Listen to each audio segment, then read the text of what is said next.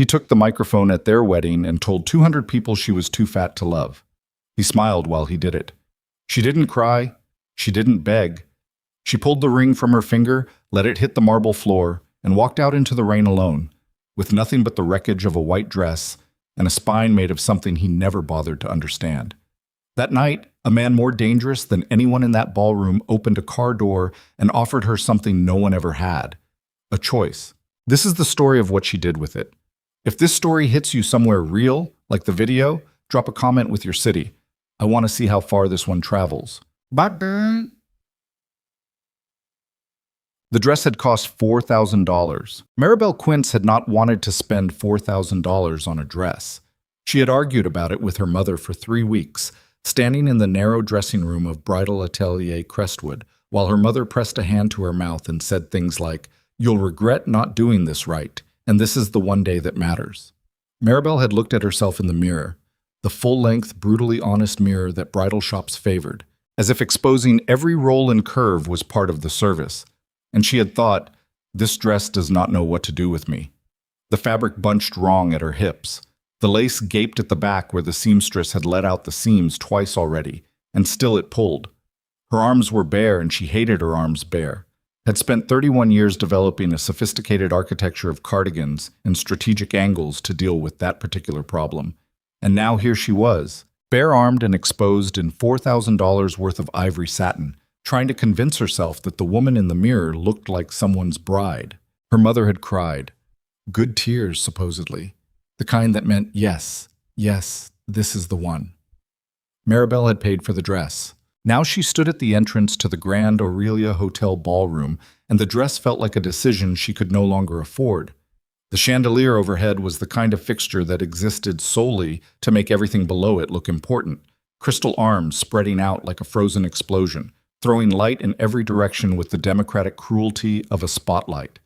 It caught the room's 200 guests, the silk lapels, the diamond earrings, the careful blowouts, and it caught Maribel, too, and it did not care which of these things was worth illuminating. She had arrived at this moment through a corridor of 31 years and a 5-year relationship with Preston Vale, and standing here now, gripping her bouquet of ivory peonies so hard the stems were bending, she could feel the whole weight of it pressing down through her heeled shoes and into the marble floor.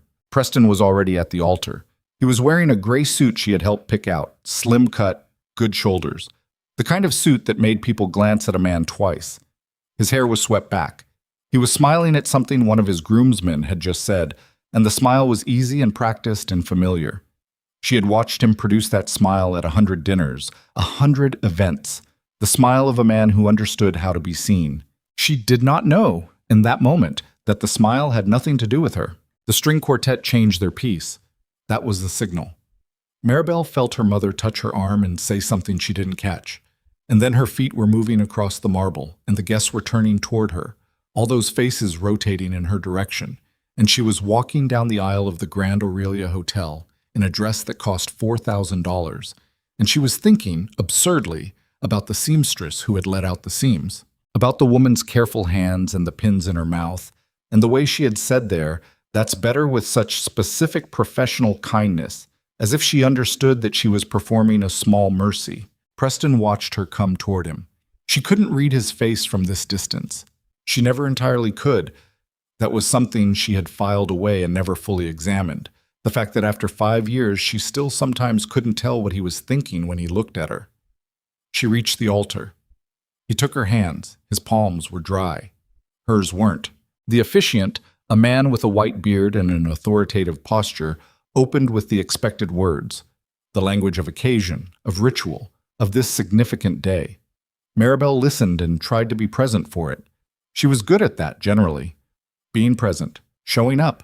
It was something she'd had to build deliberately, the habit of staying in the room when instinct told her to find an exit, and she'd gotten competent at it, if not entirely comfortable. Preston's hands were still dry. She noticed that his eyes had moved off her face, not toward the officiant, not toward the guests, just off. Somewhere to the middle distance, the practiced unfocusing of a man working something out. The officiant reached the point in the ceremony where he asked if anyone had reason to object. And it was the ancient formality, the relic that no one actually used, And Maribel had thought about it before the way you think about the safety instructions on an airplane, dutifully, briefly, without genuine expectation of relevance. Preston cleared his throat. It was a small sound, modest even, apologetic in its way. The officiant paused. Actually, Preston said, I need a moment. I'm sorry. I need to say something. The officiant blinked. The string quartet, sensing something, tapered into silence. Maribel's hands went cold. Preston. Her voice was low. She meant it as a warning. She could hear from somewhere in the back of her skull a sound like something beginning to break. Not dramatic, not sudden, the way glass breaks when a crack has been traveling through it for longer than anyone noticed. He let go of her hands. He actually let go of her hands, and he stepped back a half step, and someone in the audience made a soft sound of confusion. Preston ran a hand through his carefully swept hair and looked at her with an expression she recognized. Finally, relief. He looked relieved.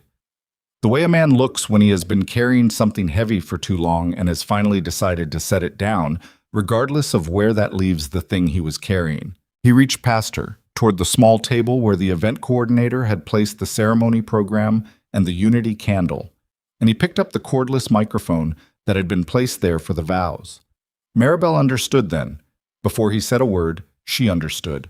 I've been trying to figure out how to do this the right way, Preston said into the microphone. His voice filled the ballroom, clear and amplified and terrible. There isn't a right way. I know that. I'm not. He stopped, recalibrated, looked out at the guests instead of at her. Maribel and I have been together for 5 years, and I care about her. I do.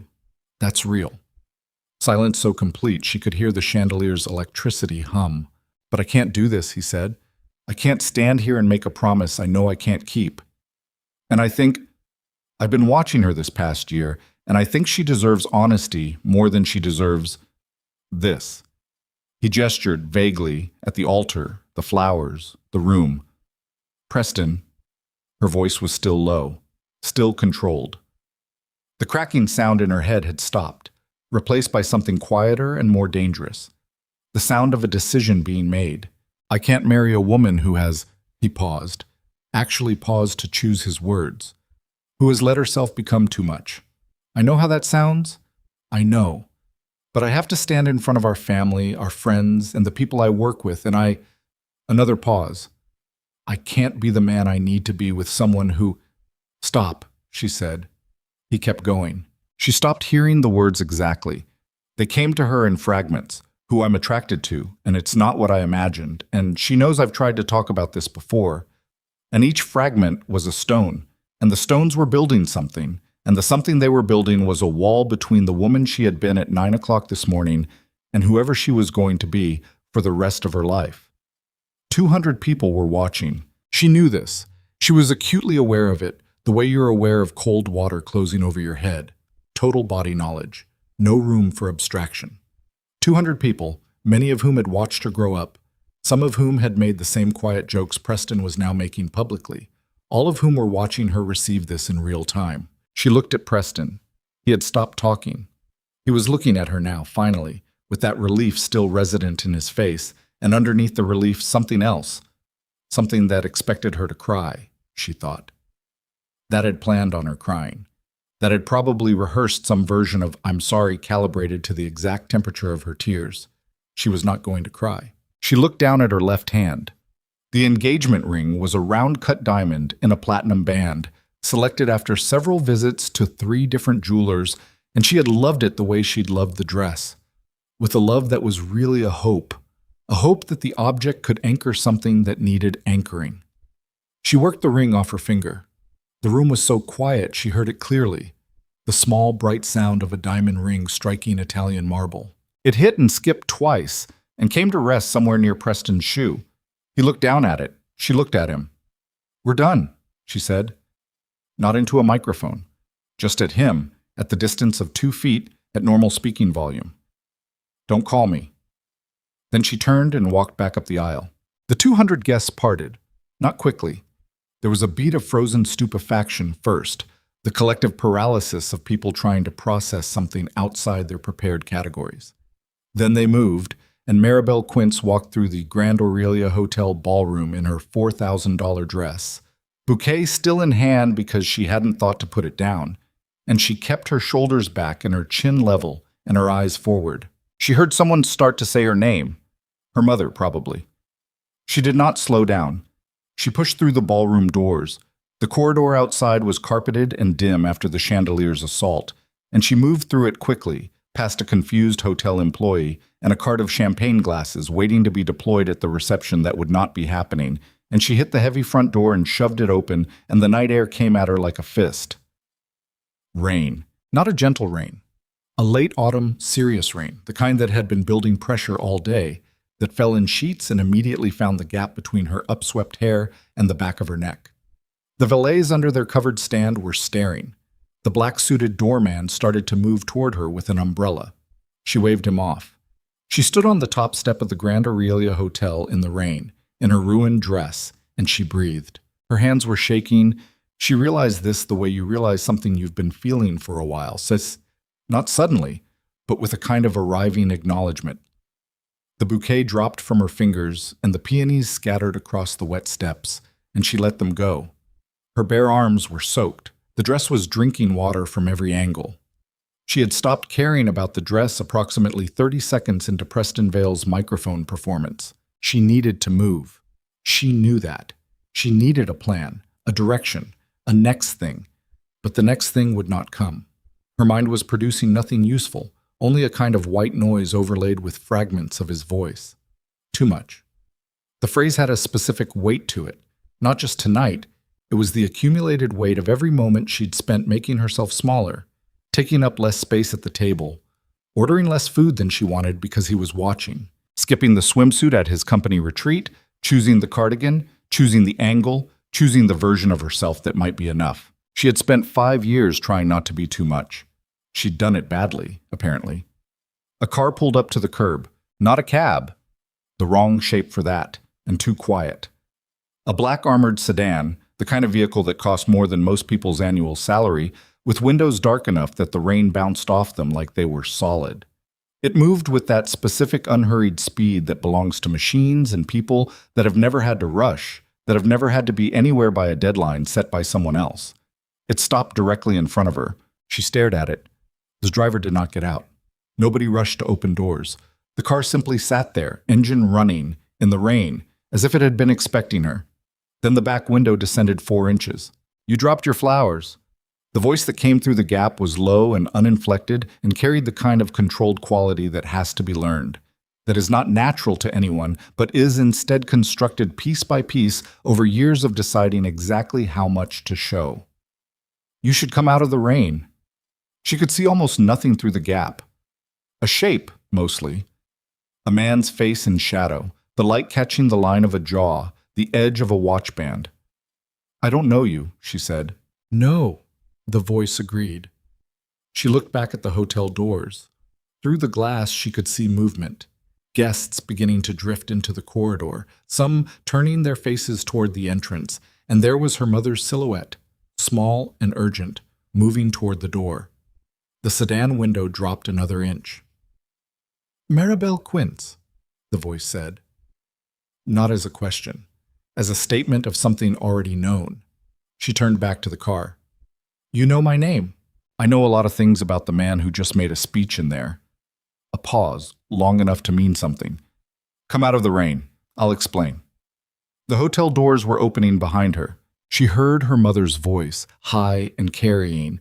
"Maribel, wait, wait." And she heard other voices too, and she could feel the shape of what the next 20 minutes would look like if she stayed, the flooding sympathy and the careful faces, the phone calls that would be made, the way this night would become a story that happened to her, a story about her body and its failures, a story that would follow her into every room she entered for the next decade. She looked at the car. She walked down the steps, stepped over the scattered peonies, and got in. The door closed with the weighted silence of a vault. The interior was black leather and controlled temperature and a quiet so different from the outside noise that it felt almost pressurized. There was a glass of water in the cup holder nearest her.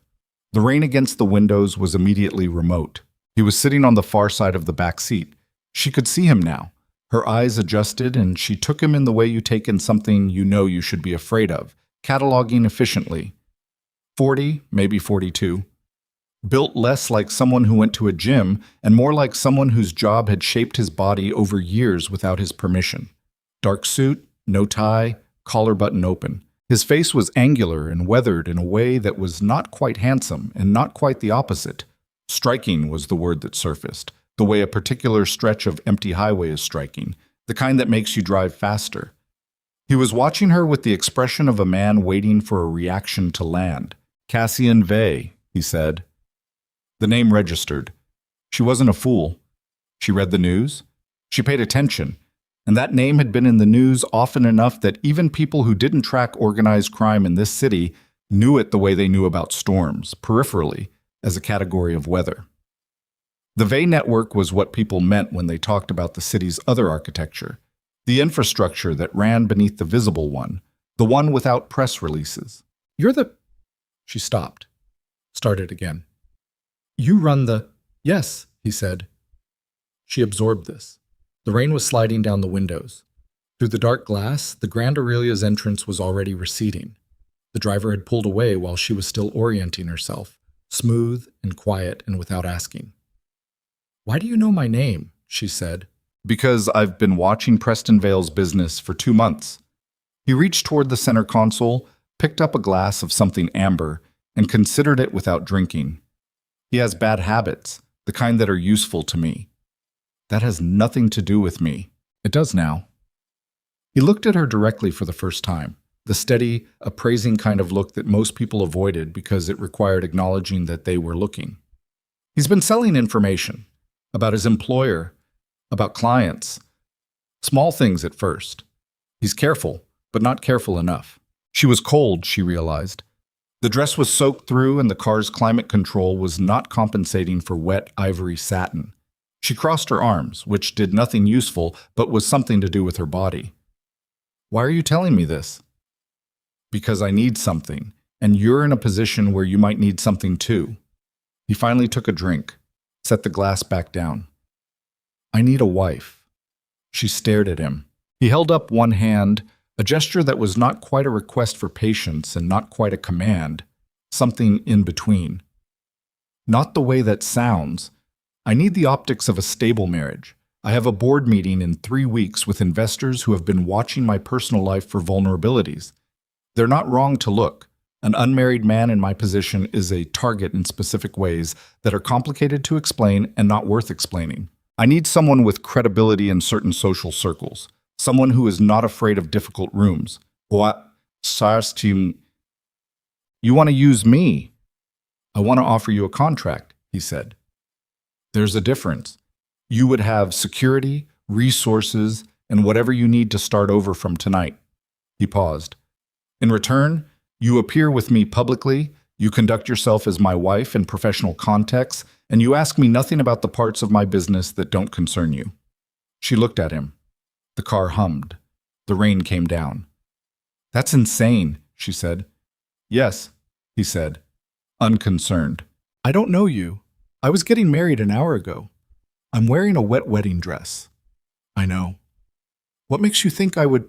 Because, he said, and his voice dropped half a register, not softer but slower, more precise. I watched you walk out of that room. I watched you stand in the rain, and I watched you make a decision. He looked at her steadily. That's not someone who does things out of desperation. That's someone who knows that the next move has to count. I'm offering you a next move. The car had merged onto the elevated highway now, the city spreading out below in its wet, illuminated grid, and Maribel Quint sat in the back of an armored sedan in a ruined wedding dress and looked at the man who had made her an offer that should have been impossible to consider, and she considered it. Not because she was desperate. He was right about that much. She had never in her life made a decision from pure desperation, had always found, in the worst moments, that cold specific slot where reason still operated. She considered it because Preston's voice was still in her ear, the microphone amplifying it to fill every inch of a ballroom, and the woman who had stood there receiving that was already a former self, already receding, and the only question now was what the next self looked like. I want a lawyer, she said, an independent one, Not yours. Something moved in Cassian Vey's expression. Not warmth, but something that had been waiting for exactly that answer. I know 3, he said. You can pick. She turned back to the window. The city moved beneath them. Somewhere below, she knew the Grand Aurelia Hotel was still full of guests in their careful clothes, and Preston Vale was still standing at an altar where a diamond ring had just been returned to him in the only way it deserved to be. And her mother was probably crying, and in the morning the photographs would be wrong, and everything about the last 5 years would need to be recalculated. She breathed. The heater had finally reached her. She was still cold, but less cold. Tell me about the contract, she said. The Vey estate sat at the end of a private road off the North Shore Parkway, behind gates that were not decorative. Maribel had read about it once in a feature piece about the city's significant private properties. A 1920s Georgian revival that had been renovated twice, 16 rooms, grounds that backed up against a sound. The article had a photograph of the exterior, and Maribel had looked at it with the casual awareness you give to things that exist in a different category of life than yours. Now she was standing inside it. Cassian's associate, a compact, precise man named Drum, who had said approximately 9 words since collecting her bag from the sedan, led her through a marble-floored entry hall and up a staircase that managed to be grand without performing grandeur, if that was possible, and delivered her to a bedroom at the end of the second-floor corridor that was larger than the apartment she'd shared with Preston. It was also, she noticed immediately, entirely separate from any space that appeared to belong to Cassian Vey. The room was furnished in dark wood and gray linen, with a fireplace that had been lit in advance, and a closet that had been stocked with clothes. She stood in front of the open closet for a long moment. The clothes were correct, not in a creepy, specific way, but in the general way of someone who had a reasonable estimate of her size and had acquired a range of things accordingly. Functional clothes, mostly. A few things that were clearly intended for the kind of social events she supposed she'd be attending. No apology in the cut of them, nothing selected to hide. She sat on the edge of the bed. The fire was doing its work, and the room was warm, and outside the rain was still coming down, and she was exhausted in a way that went deeper than physical. The exhaustion of a day that had consumed 3 different versions of who she thought she was going to be by tomorrow morning. A knock at the door. Come in. It was a woman. 50s, sturdy, with the bearing of someone who had been running a household professionally for decades and had developed, as a result, a particular kind of unimpressible competence. She carried a tray with food, something hot, something that smelled of broth and pepper, with bread and a small pot of what appeared to be actual butter. Mr. Vey said you hadn't eaten, the woman said. She set the tray on the table near the fire and did not look at Maribel's dress or her hair or the dried remnants of the rain. I'm Mrs. Delka. If you need anything, the house phone is on the nightstand. The 2 means the kitchen. Thank you, Maribel said. Mrs. Delka nodded once with the brevity of someone who had already moved on to the next task. She paused at the door. He said to tell you that the lawyer, Anita Voss, will be available tomorrow morning. She's independent. You can look her up if you want to verify. She left. Maribel looked at the food. She was hungry. Actually, practically hungry, in the physical animal sense, because she hadn't eaten since a small breakfast she'd forced down that morning out of wedding day obligation, and hunger in normal circumstances she'd learned to manage and suppress through years of practicing the particular self-denial that came with caring about what other people thought of her appetite. She ate everything on the tray. She ate without apologizing for it, without calculating it, without the background noise she'd spent years cultivating, the caloric arithmetic, the preemptive shame. She ate because she was hungry, and because the food was good, and because the woman who had needed to eat carefully to deserve Preston Vale's approval had left her ring on a marble floor and was not coming back. After, she sat for a long time in front of the fire. She thought about this contract Cassian had outlined on the drive over. Separate quarters that had already been demonstrated. Public appearances as his wife. Dinners, charity events, the specific social theater of his world. Access to a household account, to legal protections under the Vey name, to a security detail she was not to think of as a restriction, but as infrastructure. She'd asked him what happened to her when the arrangement ended, and he'd said, with the same flat precision he applied to everything, that she would have the resources to go wherever she needed to go and do whatever she chose to do. He'd said it without sentiment. She had believed it, which was a strange thing to believe about a man she'd known for 40 minutes. She thought about Preston. She did not cry. She had determined not to cry, not because crying was wrong, but because the grief she felt right now was too compound and too specific to be handled with tears. It would require something else, something colder, and she was not ready for it tonight. She thought about what Cassian had said.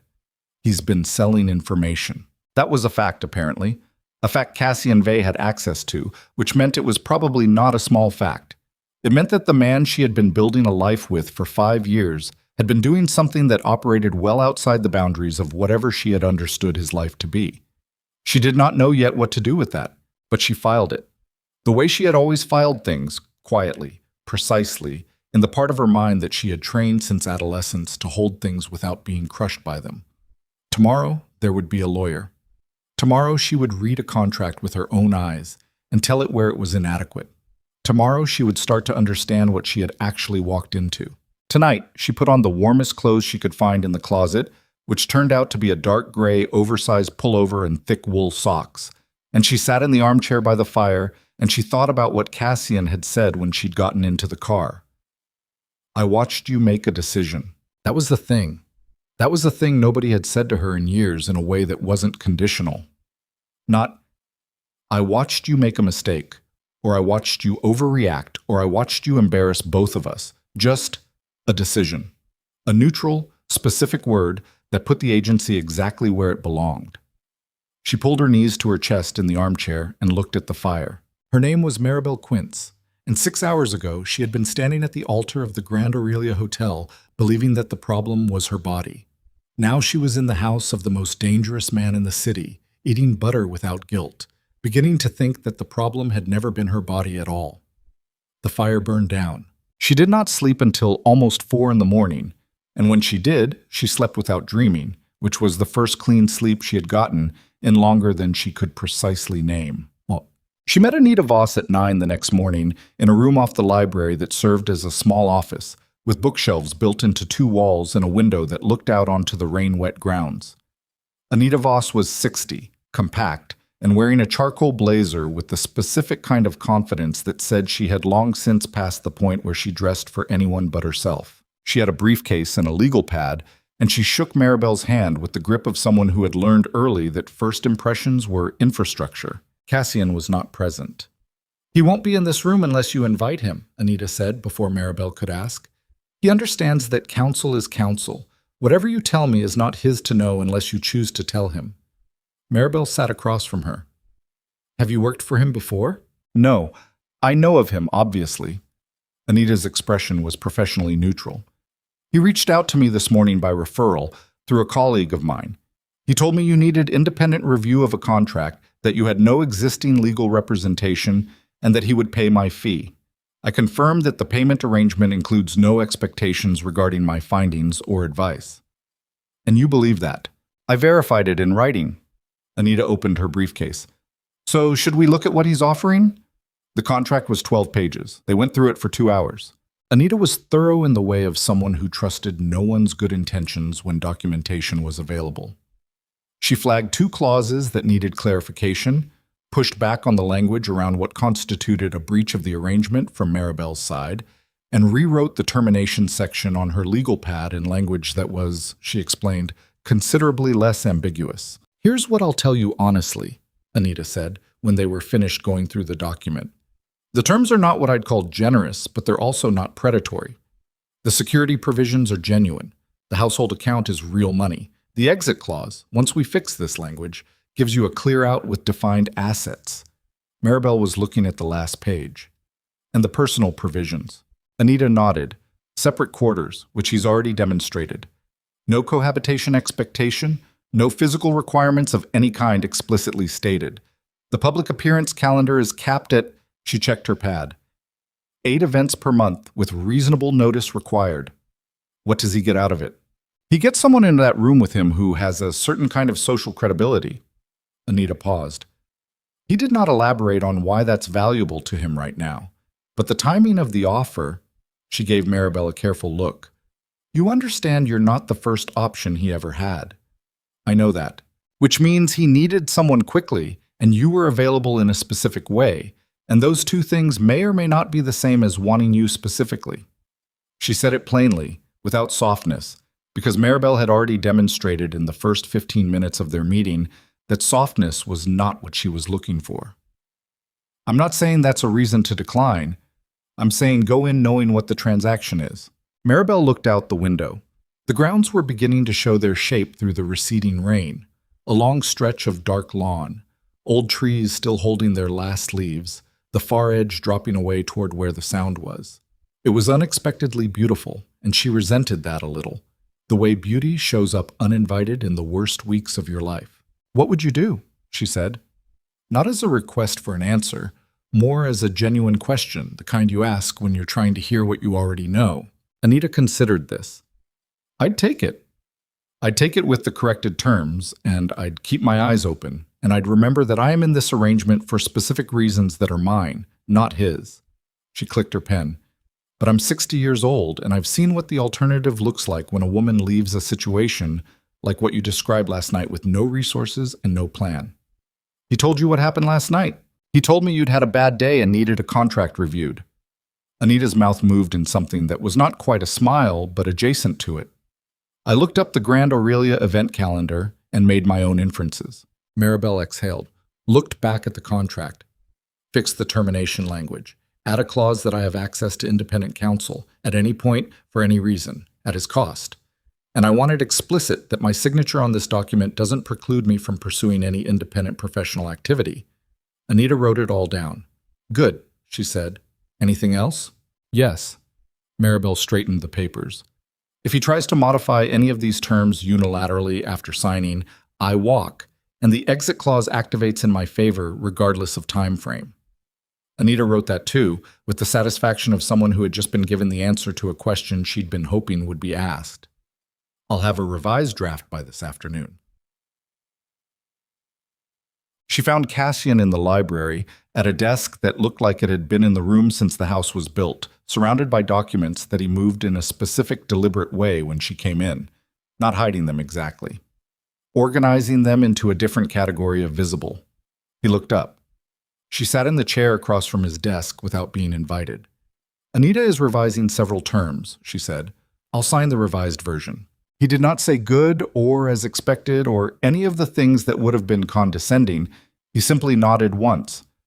"She'll send it to my attorney for execution. I also want to understand something before I sign." He set down his pen.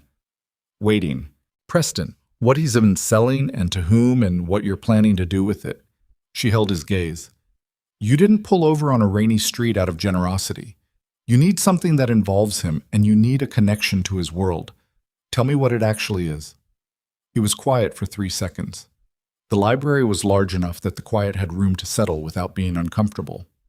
"Ronan Slate," he said then.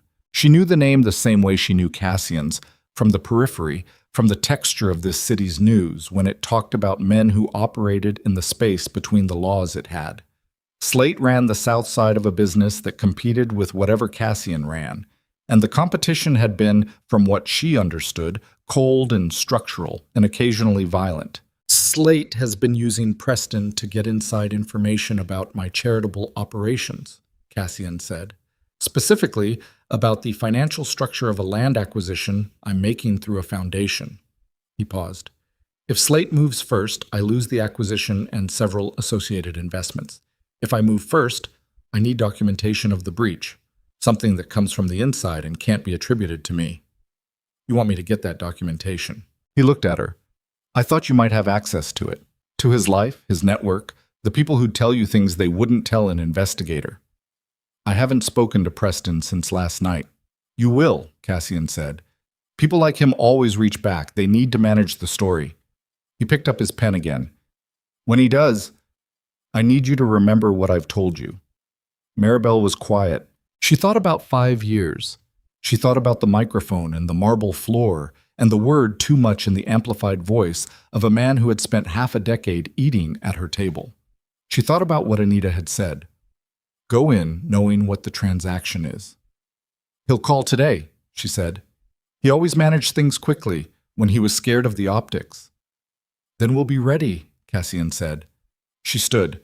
He was already looking back at his documents. "Vey," she said.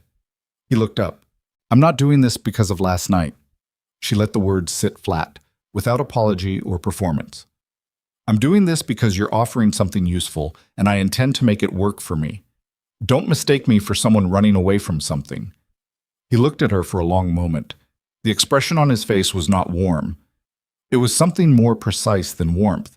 It was the expression of a man recalibrating an estimate, updating a variable. "I know what you are," he said. "That's why I stopped the car." She walked out. Behind her, the library was quiet. The rain had stopped. Through the window, the grounds were beginning to dry in the pale autumn light, and somewhere on the property, a bird was doing what birds do after a storm, announcing, with unreasonable confidence, that the world was still there and they were still in it. Her phone buzzed in her pocket. She looked at the screen. Preston Vale. Calling. She stood in the corridor outside the library, phone in hand, and she did not answer it. Not yet. She let it ring through to voicemail, because she was not going to enter this conversation at his timing, on his terms, pulled in by his need to manage the story before it could be told without him. She would call back, but first she needed to know exactly what she was going to say. She turned back toward the library. "Vey," she said through the open door. He looked up again. "Tell me everything you know about what Slate needs from him." Her thumb hovered over Preston's name on the screen. "All of it. I want to know what I'm walking into before I take this call." Cassian Vey put down his pen a second time. And for the first time since she had climbed into that car in the rain, the expression on his face was something she could read clearly.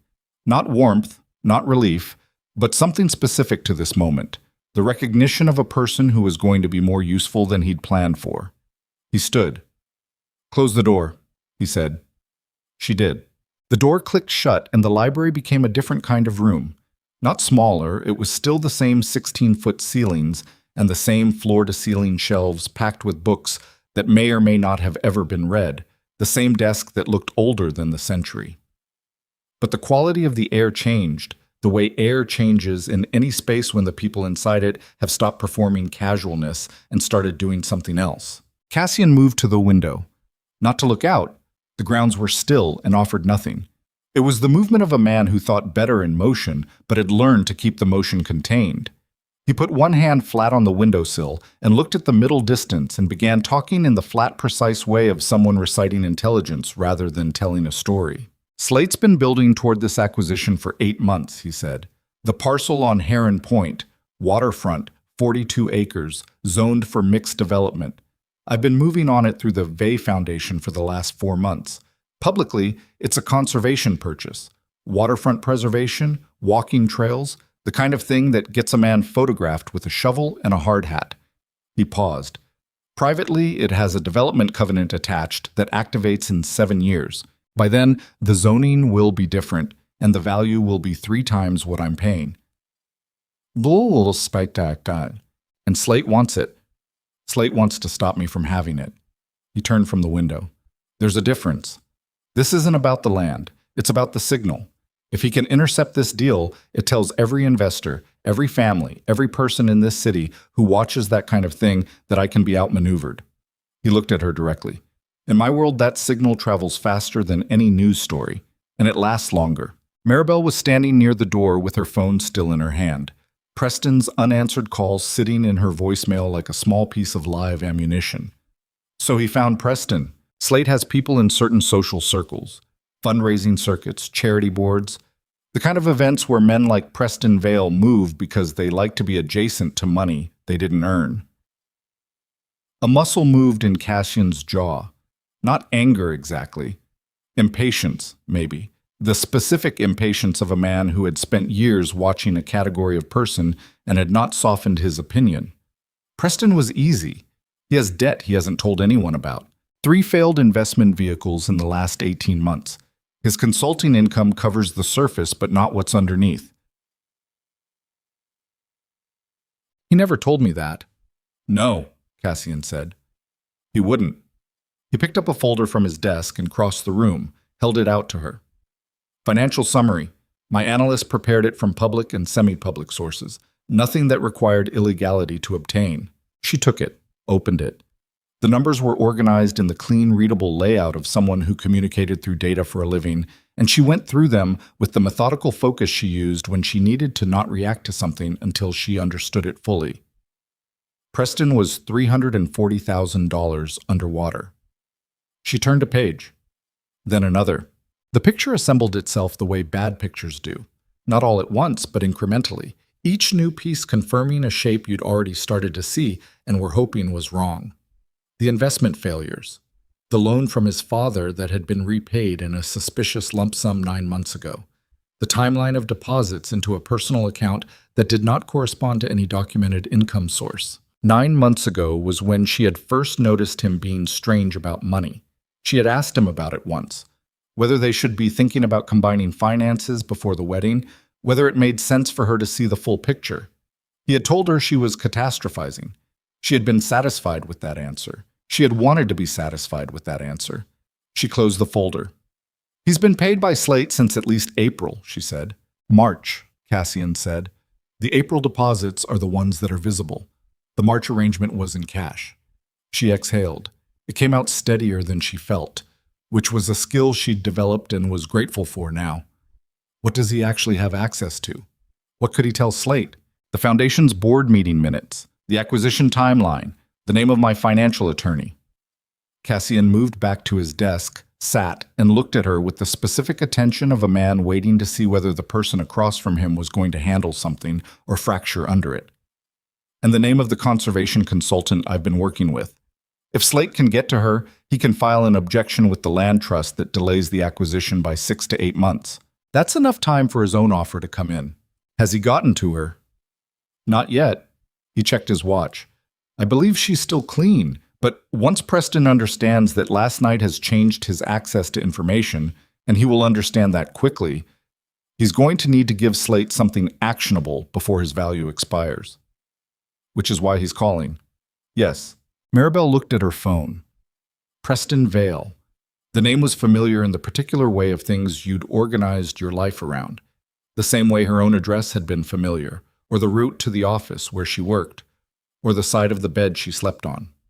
Familiar, and therefore assumed, and now suddenly neither. If I answer this call, she said, and he doesn't know yet that I know what I know. What do you need me to find out? Whether Slate has already been in contact since last night, whether the Heron Point timeline is specifically what he's been reporting, or whether it's broader, and whether Preston has had any contact with Helena Marsh. The conservation consultant. Yes. Maribel put the folder on the corner of his desk. She looked at the phone one more time.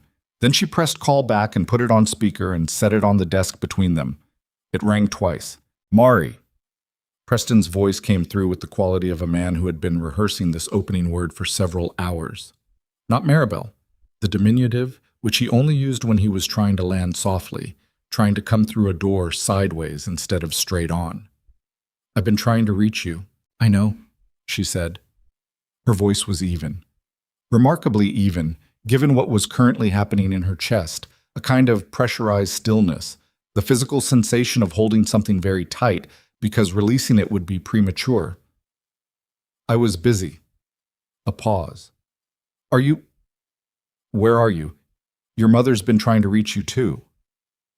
I'll call her later. She kept her eyes on the phone screen rather than on Cassian. It was easier that way. What do you need, Preston? The use of his full name landed. She heard the small recalibration in his next breath. I need to know you're okay. Last night was... I handled that badly, Mari. I know I did. I've been up all night. You handled it with a microphone in front of 200 people, she said, still even. So I think we can skip the part where you tell me how badly you feel about the delivery method. I'm not calling about that. Not just about that. Another recalibration. She could hear the shape of his thinking that he was navigating towards something. She'd watched him do this before, in arguments, in conversations he found difficult. He orbited the actual point while building what he needed to get there. I'm calling because I'm worried about you. You left last night and nobody heard from you, and you're not at your apartment. How do you know I'm not at my apartment? Silence. She waited. I drove past, he said finally. You drove past my apartment at... She checked the time. 9:15 in the morning. I was worried. You drove past to see where my car was. She kept her voice exactly calibrated. Not angry. Anger would close him down, and she needed him open. Preston, I'm not going to play this game. Just tell me what you're actually calling about. He exhaled. The sound of a man deciding to try a different approach. I heard something this morning about a situation that might involve someone you're a beat. Someone you might be in contact with. What situation? A business thing. I can't explain it all on the phone, but there's a land deal that's being handled through a charitable structure, and I have reason to believe the people involved are not who they're claiming to be. And if you're another beat, if you ended up somewhere last night that has anything to do with what? She said. With Cassian Vey, he said. The name came out of the phone and spread through the library's air, and Cassian, on the other side of the desk, did not move at all. He was very still in the specific way of someone who had trained stillness into himself as a professional asset. No tell, no reaction, just a pair of eyes that were doing a great deal of thinking behind whatever expression he chose to show. Maribel kept her face neutral. Where did you hear that name? She said. It doesn't matter where I heard it. It matters to me. Preston's breathing changed. She had spent 5 years learning the variations of that breathing. The frustration breath. The I am trying to be patient breath. The breath that preceded him saying something he wanted to sound reasonable. This was a new one. Tighter. Someone told me that a woman matching your description left the Aurelia last night in a vehicle registered to the Vey Property Management Company. And I am trying to tell you that that person is not someone you should be around, Mari. He is genuinely dangerous. I'm telling you this because I care about you regardless of what happened last night. A woman matching my description, she said. You mean a fat woman in a wet wedding dress? It's a reasonably specific description, Preston. I'm just confirming. Maribel? His voice shifted again. The sharpness underneath the management, the edge that came through when the management stopped working. I need you to tell me where you are. I need to know you're safe, and there is something happening with that man's business right now that you do not want to be near. I have information. I have specific information that makes your involvement in anything he's doing very dangerous for you. She picked up the phone, took it off speaker, held it to her ear and turned a half step away from the desk.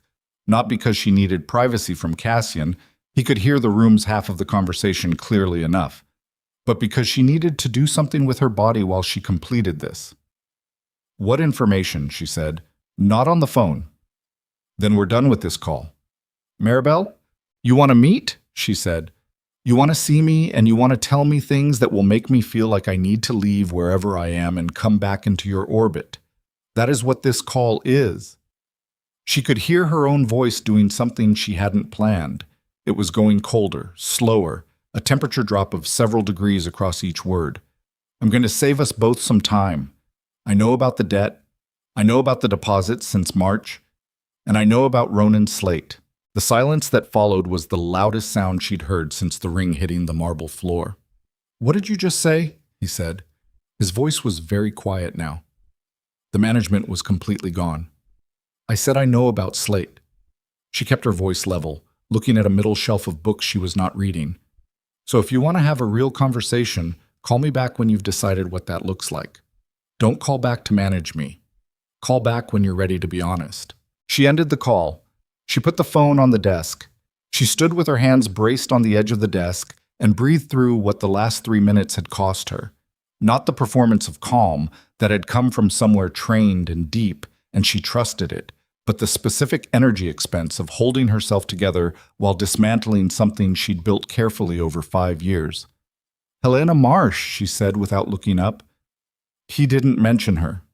No, Cassian said, which means either he hasn't been directed toward her yet, or he's smart enough not to confirm anything until he knows how much you know. She straightened. He's not smart enough. He's scared. He'll call back within the hour.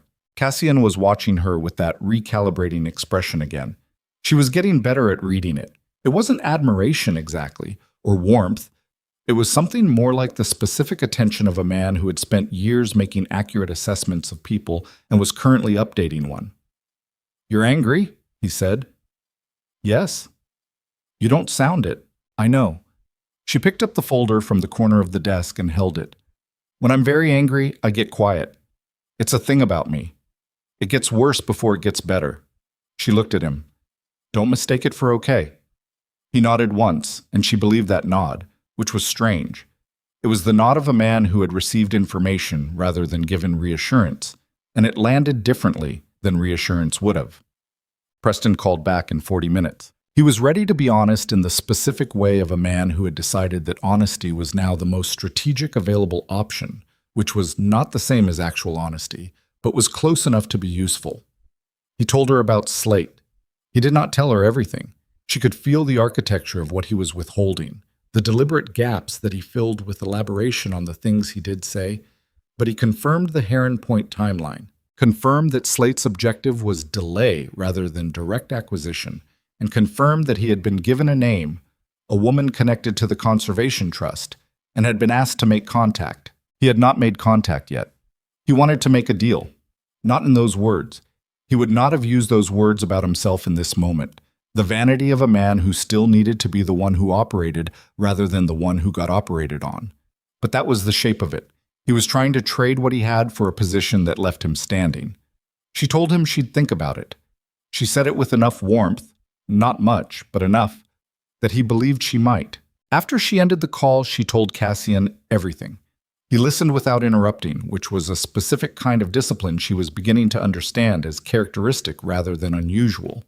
He did not fill silence with his own reactions. He let the information arrive, and then he sat with it for a moment, and then he said, Helena Marsh needs to know today. Can you reach her? Yes. He was already picking up a different phone, not his personal one, a second one that lived in his desk drawer. He looked at Maribel before he dialed. You handled that well. She looked at him. I know, she said. That's not the hard part. What's the hard part? Figuring out what to do about the fact that he didn't just sell your information. She held the folder, felt its weight, which was more than paper. He sold it specifically to set something in motion that would, if it worked, if Slate got the delay and your deal collapsed, the fallout would have circled back to the foundation's donors. You have individual donors on that conservation board. He was still. I pulled up the foundation's public filing last night, she said. There are 11 individual major donors listed. 3 of them are women who have used your foundation's domestic legal assistance program. She set the folder down. If the acquisition collapses and the foundation's finances get scrutinized as part of any legal challenge Slate files, those women's involvement in the assistance program becomes part of the public record in the proceedings. The room was very quiet. Slate knows that, she said. That's the actual weapon, not the land. The land is the surface. Underneath it, he's got a mechanism that exposes 3 women who trusted a private program to stay private.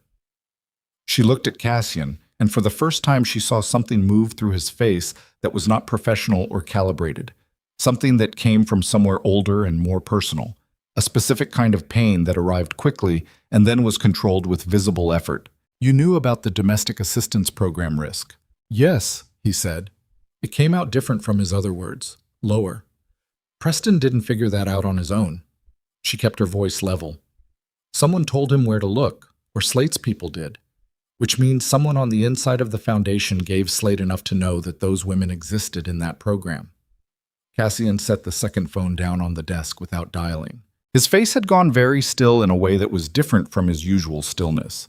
Not controlled, but locked. The expression of someone absorbing something they had not allowed themselves to fully believe until this moment. There's someone on your board, she said. He didn't confirm it immediately. He didn't need to. The confirmation was in the locked stillness and the way his jaw was working and the fact that he had stopped dialing Helena Marsh's number. How long have you suspected? She said. 6 weeks, he said. Who? He looked at her. That is not something I'm going to... If you don't tell me who you suspect, I can't help you rule it out. Or in. She picked up the folder again, held it. You brought me into this. You can't bring me halfway in and then decide where the walls are. Another long silence, the kind that had a decision in it. Warren Lyle, he said finally. Foundation vice chair. 15-year relationship. He said it with the flat delivery of someone removing a piece of shrapnel. Efficient, because speed was the only mercy available. He introduced me to 2 of the donors who are now in the assistance program. The weight of that sat in the room. If he's the one, she said, and Slate already has what he needs from him, then the call to Helena is a warning that comes too late. His voice had gone somewhere she hadn't heard it go yet. Not cold, not measured, but stripped of the professional layer entirely for one word and then rebuilt. I know. She watched him. He was looking at the desk, at nothing in particular on the desk. She had been reading him for less than 24 hours, and she already knew this look. Not the calculating distance, not the deliberate stillness, but the look of a man who was carrying something that he had learned not to put down, because putting it down, even once, had cost him more than carrying it ever had. His dead sister was in this room right now, she understood. Not literally, not in any way she could name or prove, but she understood it the way you understand certain things about people, not from what they say, but from what they protect. The domestic assistance program, the women who had used it, the specific personal nature of that protection. She did not say anything about it. Call Helena, she said instead. Now, not in an hour. Whatever Slate knows, she needs to know that someone might be coming. He picked up the phone. She turned toward the door to give him the room, and because she needed 30 seconds outside of it, 30 seconds in the corridor with the old carpet and the quiet, where she could breathe without the weight of the last hour pressing down on every exhale. She was standing in the corridor, one hand on the wall, head down, doing exactly that, just breathing. When Drum appeared at the far end of the corridor, walking fast. Drum never walked fast. She turned. His face was carrying something. She read it before he spoke, not alarm exactly, because she suspected Drum had trained alarm out of his face years ago, but the compact, deliberate tightness of a man delivering information that changes the situation. There's something you need to see, he said. She looked back at the library door. He's on a call. This is for you, Drum said. Not him. He looked at her steadily. You specifically. She felt something shift in her chest. Not fear. The cold, specific sensation of a variable she hadn't accounted for arriving without warning. What is it? Drum held out a phone. Not hers, not Cassian's. A phone she'd never seen. On the screen was a photograph. She took the phone. The photograph was taken in low light, slightly grainy, the kind of quality that comes from a camera doing its best in a difficult situation. It showed a room she recognized. The small private dining room at Collier's on the waterfront, a restaurant she and Preston had gone to regularly. Dark booths and low lighting, and the kind of careful discretion that expensive places offered their guests. Preston was in the photograph. He was sitting across a table from a man she didn't recognize. Thick-set, late 50s, a face that was not memorable in any specific feature, but was memorable in its entirety for the specific quality of its watchfulness. The man's hands were on the table, and between them, partially visible, was a document. She zoomed in. The document had a header she could make out in 3 words before the resolution failed. Vey Foundation Beneficiary. The photograph had a timestamp in the bottom right corner. Last night. 11:47 p.m. While she had been sitting in an armchair in this house, eating everything on a dinner tray, and beginning to believe she had made the right decision, her thumb moved to the next photograph. In the second photograph, Preston was handing the document across the table. In the third photograph, the man she didn't recognize was looking at the document, and Preston was looking directly at the camera. Not because he knew it was there, she could tell that, but because he'd happened to look up at the wrong moment. And his face in that photograph was doing something she recognized from years of watching him, from the specific catalog she had built of his expressions across 5 years of shared proximity. He was relieved. The same relief that had been in his face at the altar. The same relief of a man setting down something heavy without caring about what the thing lands on. She lowered the phone. Down the corridor, through the library door, she could hear Cassian's voice, low, controlled, the voice of someone delivering an urgent message with deliberate calm. Helena Marsh's call. Still in time, maybe. Maybe not. She looked at the photograph one more time. Then she looked at Drum. Who took these, she said. We had eyes on Vale since last night, Drum said. Standard surveillance when a situation is active. The analyst flagged these 40 minutes ago. He paused. The man across the table from him is not Slate. Then who is he? Drum's expression didn't change. His name is Gareth Cowell. He's Warren Lyle's attorney. The The corridor was very quiet. Warren Lyle, Foundation Vice Chair, 15-year relationship. The man Cassian had named 12 minutes ago with the particular delivery of someone removing shrapnel. She understood the shape of it now. Not all the details, not the full architecture, but the shape. Preston hadn't been working for Slate directly. He'd been working for Lyle, who was working with Slate, which meant the breach wasn't a rival organization finding a useful weak point from the outside. It was an inside mechanism, a constructed vulnerability, someone who had been in the room for 15 years and had chosen his moment. And the photographs, taken 40 minutes ago, sent to Drum's phone, routed to her specifically, meant that someone wanted her to have this information before Cassian did. She looked at Drum. Why me? Why not take this directly to him? Drum met her eyes. Because the analyst who flagged it works for me, he said. Not Vey directly, and because... He stopped. Chose something. Because the analyst's first loyalty is to the Foundation's program, the women in it. He looked at her steadily. And because you were the one in that room 30 minutes ago who understood what the actual weapon was. Before he did. The library door opened. Cassian came into the corridor. He read the room immediately. Her face, Drum's posture, the phone in her hand, and his eyes went directly to the phone. Helena Marsh has already been contacted, he said, by someone she didn't know, 2 hours ago. His voice was completely flat. She's out. Maribel held out the phone. He took it, looked at the photographs.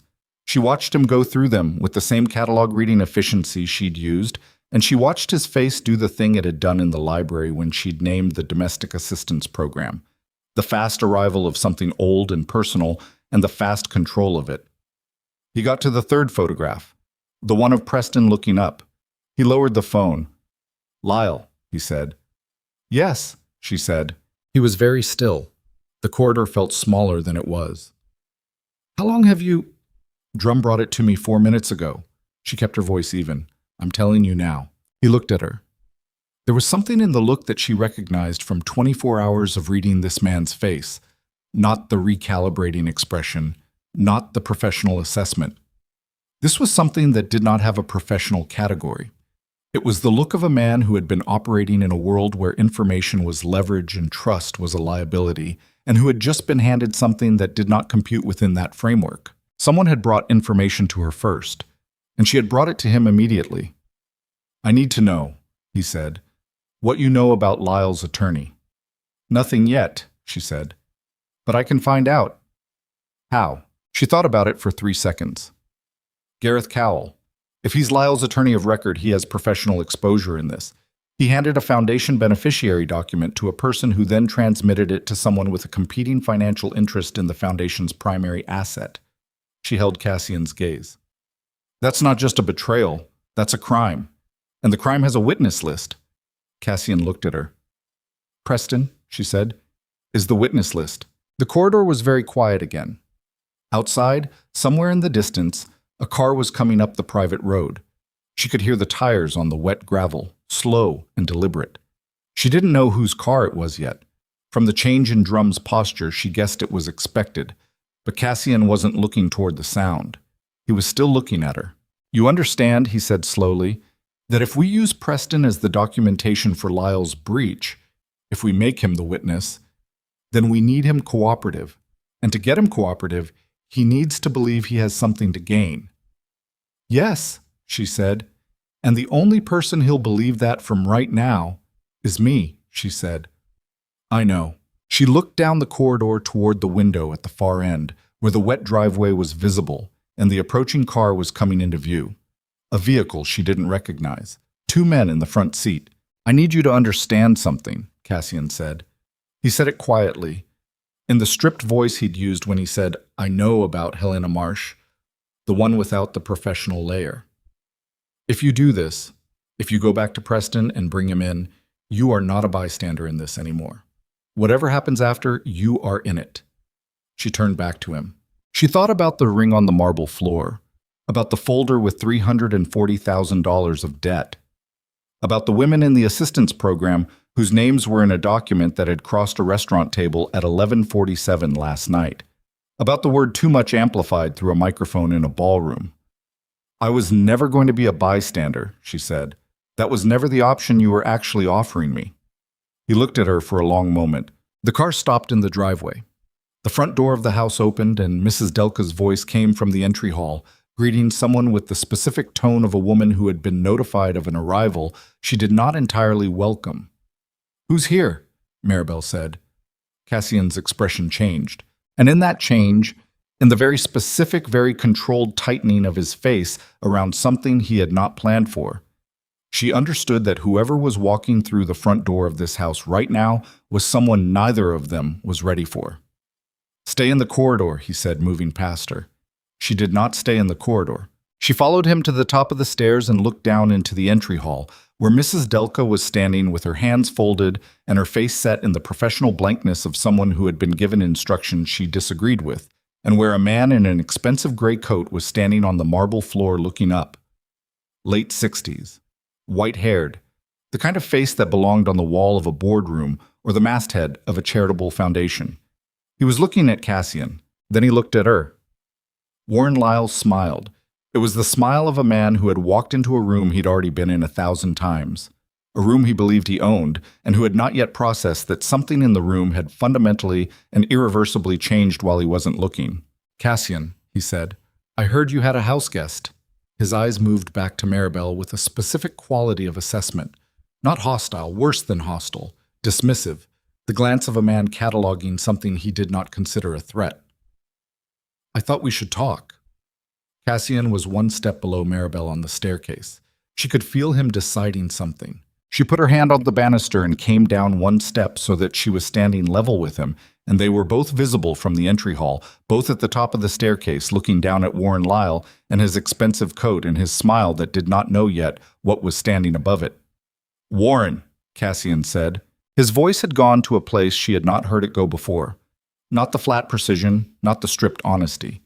Something older than either. The voice of a man who had trusted someone for 15 years and was now looking at the specific shape of what that trust had cost him. "We'll talk," he said. Warren Lyle was still smiling. He had not looked at the folder on the library desk. He had not seen the photographs on Drum's phone. He did not know what the last 24 hours had built in this house, what two people who had been strangers until last night had put together in the quiet of a library and a corridor and 30 seconds of breathing against a wall. He was still smiling, and standing on the staircase above him, Maribel Quince, who had come here in a ruined dress with nothing but cold clarity and a spine that Preston Vale had spent 5 years trying to bend, understood that Warren Lyle was about to make the last mistake that a man makes when he walks into a room still believing he controls it. He had not looked at her. He should have looked at her. Warren Lyle had the kind of stillness that came from decades of sitting at tables where other men were louder. He stood in the entry hall with his coat still on and his hands loose at his sides, and he looked up at the two of them on the staircase with the patient expression of a man who had learned that waiting cost nothing and revealed everything. He did not fill the silence. He let it sit there, which was itself a move. The move of someone who understood that whoever spoke first in a room like this was already behind. Cassian came down the stairs. Maribel stayed where she was, one hand on the banister, 2 steps from the bottom, because she understood instinctively that her position, elevated, visible, present, was information. She was not background. She was not a house guest to be managed around. She was going to stand exactly where she was and let Warren Lyle decide what to do with that. He decided to ignore her. "You should have called," Cassian said. He reached the entry hall floor and stopped at a distance that was not casual. 6 feet. The distance of a conversation that both parties understood was not social. "I don't do unannounced." "I know." Lyle looked around the entry hall with the proprietary ease of a man taking inventory of something he considered his. "I've been calling since this morning. You weren't picking up."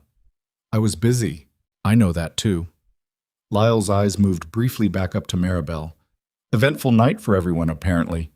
He said it the way men like him said things about women they'd decided weren't worth full sentences. Abbreviated, slightly amused, designed to communicate that she was a footnote in a conversation between the people who actually mattered. Maribel watched him do it and filed it. "Library," Cassian said. Not a suggestion. Lyle moved toward the library with the ease of a man who'd walked that route before, and Cassian fell in beside him, and Maribel came down the last two stairs and followed them both. Because nobody had told her not to, and she had decided sometime in the last 12 hours that she was done operating on the assumption that she needed permission to be in a room. Lyle noticed her following. He glanced back once. He did not say anything, which was its own kind of statement. The statement of a man who had decided she was Cassian's problem to manage, not his. In the library, Cassian did not sit. He stood near the desk with his arms at his sides, and Lyle took the chair across from it. Maribel's chair from that morning, she noticed. The chair where she had sat with Anita Voss going through 12 pages of contract language, and settled into it with the ease of a man settling into something familiar. Maribel stood near the bookshelf, not behind Cassian, to the side where she had a clear line of sight to both of them. "I heard about Helen Marsh," Lyle said. He said it first, which was its own move, preempting, establishing that he already knew, already had a position relative to the information. "Unfortunate. Someone got to her before we could warn her," Cassian said. "These things happen when a situation moves quickly." Lyle pressed his fingers together in his lap. "I'd been saying for months that the Heron Point timeline was too compressed, that we were moving without enough—" "Who contacted her?" Cassian said. Lyle paused. A small pause, well managed. "I don't know the specifics of how Slate operates. I'm not asking about Slate." Cassian's voice had the quality of something being sharpened rather than raised. "I'm asking who from inside the Foundation made contact with Marsh's office before I did this morning." The library was very quiet. Lyle looked at Cassian with an expression Maribel was reading carefully. Not guilt, because guilt required a person to believe they had done something wrong, and this man had clearly constructed a framework in which what he had done was reasonable, even necessary. What she was reading was something more specific, the expression of a man recalculating how much the person across from him knew, running a fast internal audit of what was exposed and what was still covered. "You've been talking to someone," Lyle said finally. His voice was still even, still the voice of a man in a boardroom. "Someone has given you a version of this situation that I'd like to—" "Gareth Cowell," Cassian said. The name hit Lyle the way a name hits a person when it arrives from a direction they didn't expect. A small physical thing, barely visible, a fractional tightening around the eyes, and a stillness that was different from his previous stillness. Controlled. "But there. He's my attorney," Lyle said. "Of course I've had conversations with him about—" "At Collier's," Cassian said. "Last night, 11:47, with Preston Vale." The fractional tightening became something that had weight to it. Lyle was still sitting in the chair with his fingers pressed together and his coat on, and the coat suddenly looked like what it was, something a man wore when he was not planning to stay, when he wanted to be able to leave quickly, when he had come to assess rather than to commit. "I know about the beneficiary document," Cassian said. Lyle looked at him for a long moment. Then he did something Maribel had not predicted. He looked at her. Directly. Fully for the first time. Not the dismissive glance from the entry hall, but an actual look. The look of a man who was updating his understanding of the room and had identified the variable he'd miscalculated. "She told you," Lyle said. "She showed me photographs," Cassian said, "that your attorney took to a restaurant and handed to a man who has been selling my information for 6 months. Lyle breathed in slowly through his nose. Out. The breath of a man who had spent decades doing this, receiving information that required recalibration, not in private but in front of other people, and learning to perform the recalibration as a kind of dignity rather than a collapse. "You don't understand what Heron Point is," he said. His voice had changed. Not the boardroom voice anymore, something older and more direct underneath it, the voice the boardroom voice had been constructed to replace. "You think it's a conservation acquisition with a 7-year covenant. That's what I thought 8 months ago. That's what you told the board. That's what it is." "No." Lyle leaned forward slightly. 8 months ago, I started looking at the Land Trust's historical filings. Because I do my job, Cassian. I do my actual job, not the version of it you assigned me. And what I found in those filings—" He stopped, recalibrated again. "There is a second covenant on that land. Not the one you disclosed to the board. A private covenant held through a shell structure in Delaware that predates your Foundation's involvement by 11 years. Silence. Maribel's hand tightened on the edge of the bookshelf. "That covenant," Lyle said. Gives the holder the right to develop the sound-adjacent parcels regardless of conservation protections. Which means when your 7-year window opens and the zoning changes, the development value does not accrue to the foundation. It accrues to whoever holds that Delaware structure. He looked at Cassian. I spent 6 weeks trying to find out who holds it. Cassian said nothing. I found out 4 weeks ago, Lyle said. He held Cassian's gaze. It's you, not the foundation. You, personally, through a holding company 3 layers removed from anything with your name on it. The library was so quiet Maribel could hear the fire in the grate, the small reports of settling wood. She looked at Cassian. His face was doing nothing she could read. That was itself information. The face of a man who had gone somewhere behind the professional layer and closed the door, not because he was surprised, but because he was deciding. She understood this now, the particular quality of his blankness when he was making a decision, as distinct from the blankness he used as a default. The donors in the assistance program, Lyle said. His voice was quieter now. Less boardroom, more something that sounded almost like grief. Those women gave money to a conservation trust because they believed in it, because you presented it to them as the thing you said it was. And underneath it, he stopped. I couldn't bring this to you. I tried to think of a way to bring this to you, and I couldn't find one that didn't end with you burying it, so I found another way. Slate, Cassian said. Slate has the resources to file a challenge that forces the Delaware structure into the public record, Lyle said. Without that, you used Preston Vale, Cassian's voice was very flat. You used a man who is already compromised, already being paid, to carry a document with the names of women who trusted this foundation. I used him to transmit a timeline to Gareth, Lyle said. The beneficiary document was not supposed to... He stopped. Something moved across his face. Preston was not supposed to have that document. Gareth was handling the custody. If Preston obtained it separately, he obtained it from your office, Maribel said. Both men looked at her. She had not spoken since the entry hall, and she felt the shift in the room when her voice arrived. The recalibration, the forced acknowledgement of the third person in the space who had been standing at the bookshelf putting things together while the two of them performed their version of this conversation. Preston has a contact in your assistant's office, she said to Lyle. A woman named Claire Voth. They dated briefly 3 years ago. She's been his access point for 6 months, which means everything you received from Cassian came to Preston before it came to Gareth Cowell. She kept her voice level.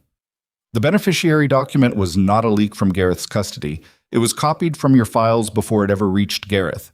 Preston had it for 12 days before that dinner at Collier's. Lyle stared at her. How do you... Because Preston told me this morning, she said. He told me more than he planned to, because he was scared and because he needed me to believe he was giving me everything, and because men like him always over-explain when they're trying to seem helpful. She looked at Lyle steadily. He's been playing both sides for longer than you knew. He was your pipeline in and Slate's pipeline in simultaneously, and at some point in the last 6 months, he stopped being a tool either of you were fully controlling. The silence that followed was a different quality from the previous silences. This one had a shape. The shape of a situation that had just become significantly more complex for everyone in the room, in different ways and for different reasons. And none of those reasons were comfortable. Lyle sat back. For the first time since he'd walked through the front door, he looked something other than managed. He looked old. Not in the physical sense. He was still the same white-haired man in the expensive coat, but in the way a person looks old when the architecture they've been standing inside of starts to show its cracks all at once. The Delaware structure, Maribel said. She turned to Cassian. She made herself look at him directly. Is it what he said? Cassian was very still. Is there a second covenant, she said, in your name? He looked at her, and in that look, in the specific quality of it, the way he was holding her gaze with something that was not quite the professional blankness and not quite anything she had a category for, she got her answer before he gave it. It's more complicated than he's framed it, Cassian said. That's not a no, she said. No, he said.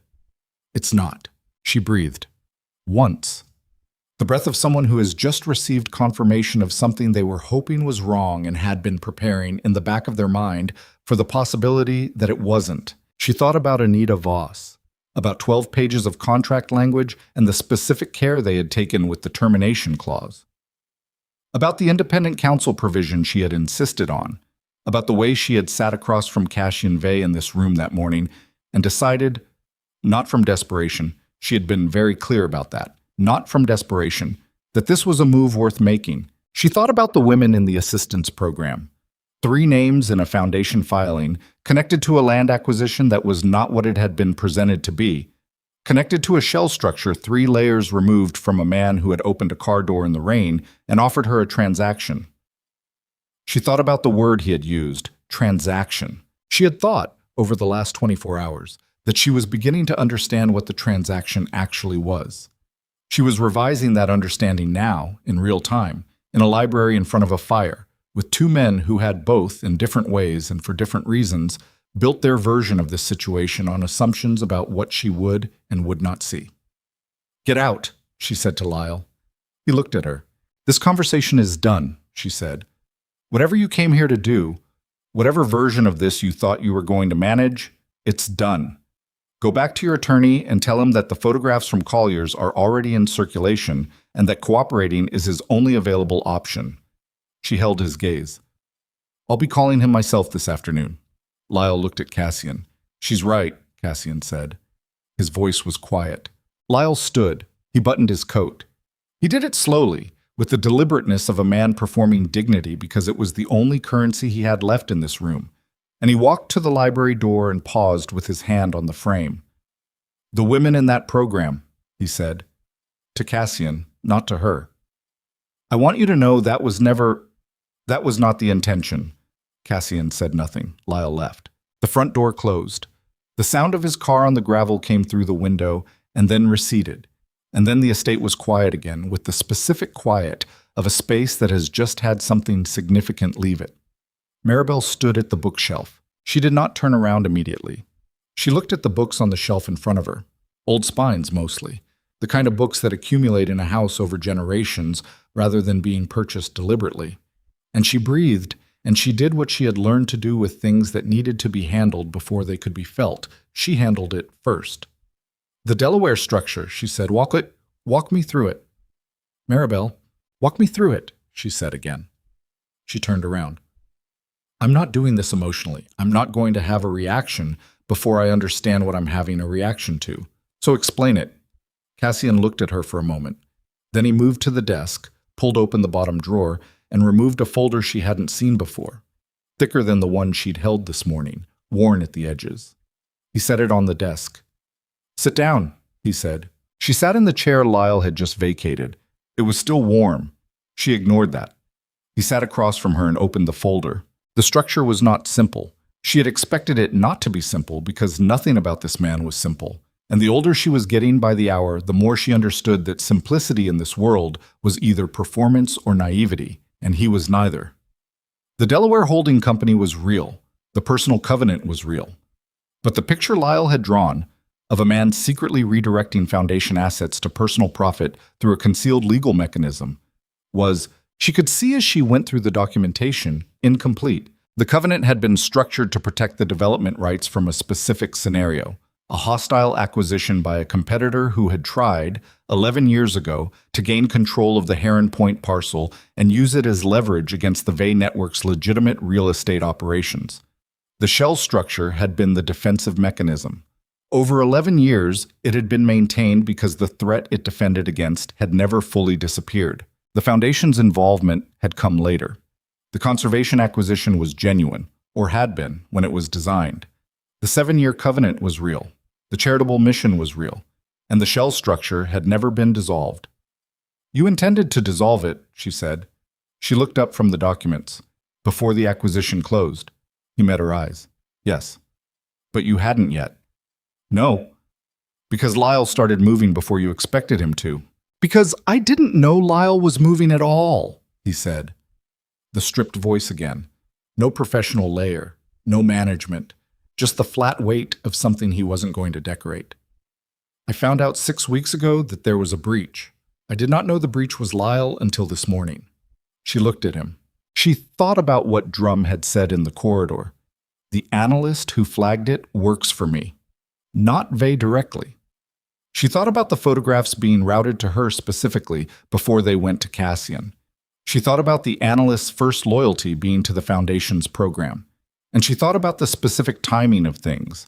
Lyle walking through the front door exactly when the photographs had arrived, exactly when the library conversation had happened, exactly when she and Cassian had been in the same room, understanding the shape of this together. She thought about the car door in the rain. "Why me?" she said. He looked at her. "I keep coming back to it," she said. "You said you watched me at a fundraiser. You said you needed a wife quickly. You said the optics—" She stopped. "None of that is the real reason." She held his gaze. "Tell me the real reason." The fire in the grate was burning lower. Outside the window, the grounds had gone from pale autumn light to the flat gray of late morning, and the sound was visible in the distance, dark and cold, and the whole place had the quality of a painting that was beautiful in a way that was not designed to comfort anyone. "I needed someone Lyle wouldn't suspect," Cassian said. She was still. "He's been watching my operations for 8 months. He knows my network. He knows Drum. He knows my attorneys. He knows every person in my professional infrastructure." He looked at her with the expression that was not warmth, but was something. Something that existed in the space between professional regard and whatever lived past it. "He didn't know you. Nobody in my world knew you. You were outside the system entirely." "I was a random woman at an altar," she said. "You were a specific woman at an altar," he said, "who I had seen 6 weeks before that, at the Whitmore Foundation dinner, standing alone while people who didn't deserve to be in the same room with you made themselves feel better at your expense. Who didn't leave. Who stayed and did what she came to do and didn't give them the satisfaction." He paused. "And who had a direct connection to Preston Vale." The room tilted slightly. Not physically, but something in her orientation to this conversation shifted, the way a familiar room looks different when you realize you've been standing at the wrong angle to see the whole of it. "You knew about Preston before the wedding," she said. "I knew he was a breach vector," Cassian said. "I knew he had access to people and information he shouldn't have. I did not know how deep it went." He looked at her directly. "I did not engineer last night. I want to be clear about that. What happened at the Aurelia was not—" "But you were there," she said. "You were outside." "I had a meeting at the hotel earlier in the evening. When I saw the scene developing," he stopped. "I made a decision." She was quiet. She was looking at him, and she was very quiet. And in the quiet, she was running back through the last 24 hours with this new information applied to it. The way you run a correction through a calculation and watch all the subsequent numbers change. The car in the rain. The contract offered immediately, fully formed, with a lawyer's name already ready. The clothes in the closet, the right sizes, no apology in the cut. Prepared. Not for her specifically, but prepared for the possibility of her. "The contract," she said. "The terms. The independent counsel." "Yes." "You expected me to negotiate." "I expected you to be exactly who you were," he said, which was someone who would not accept terms that left her exposed. She breathed. She was angry. She was aware of the anger moving through her. Not the cold, controlled variety she'd used on the phone with Preston, but something warmer and less managed. The anger of a person who has been accurate in their self-assessment and has just discovered that someone else was also accurate in their assessment of them, and that this second accuracy had been operational before she even knew she was a variable. She had walked into this believing it was a choice she had made. It was a choice she had made. That was the complexity of it. Both things were true simultaneously, and the simultaneous truth of them was harder to hold than either one alone. "The women in the assistance program," she said, "are they actually at risk?" "Yes," he said. "If Lyle files through Slate and the Delaware structure comes into discovery, yes. Their involvement in the program becomes part of the record." "Then that's what we fix first," she said. He looked at her. "Maribel, I'm not done being angry," she said. "I'm going to be angry about this for a considerable amount of time, and when I'm ready to do that fully, I will do it fully, and you will not enjoy it." She held his gaze.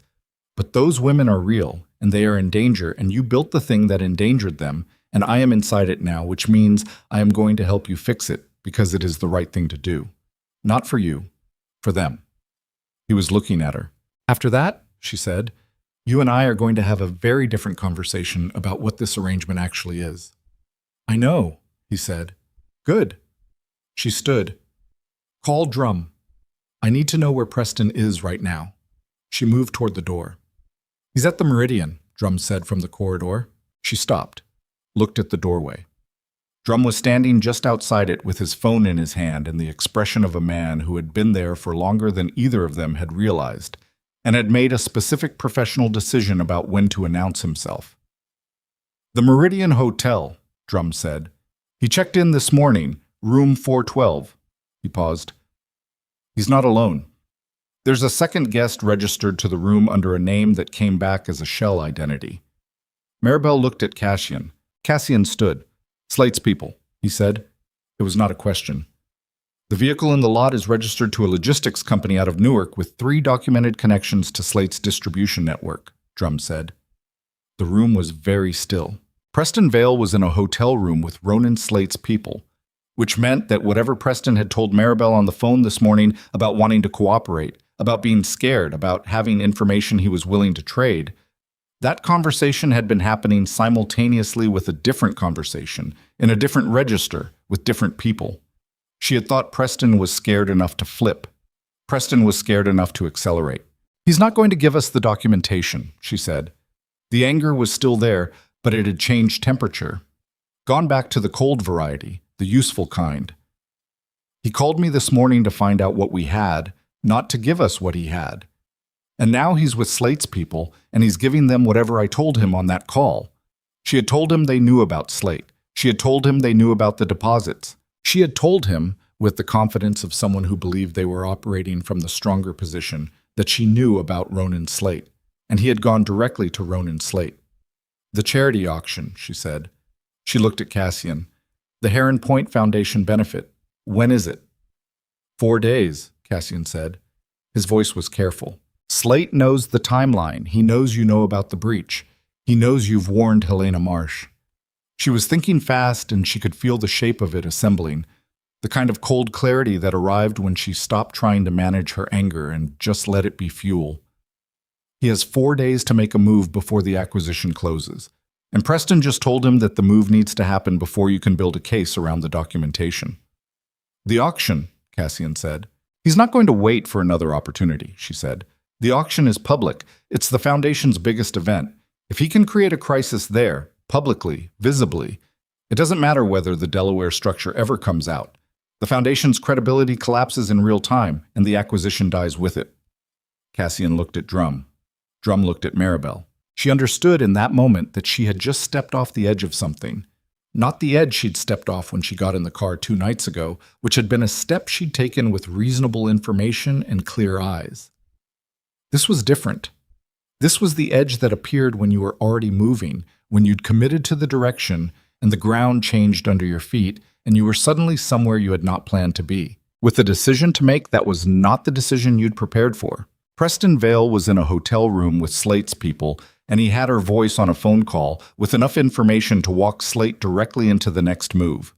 Because she had trusted her read of a scared man, because she had been good at reading people her whole life, and had been wrong about the person she'd spent 5 years building a life with, wrong in specific ways, that were now sitting in a hotel room across town, making themselves useful to the most dangerous man on the East Coast. She pressed her hands flat against the desk, felt the wood. Solid, old, present. I need to go to that auction, she said. Maribel, Cassian said.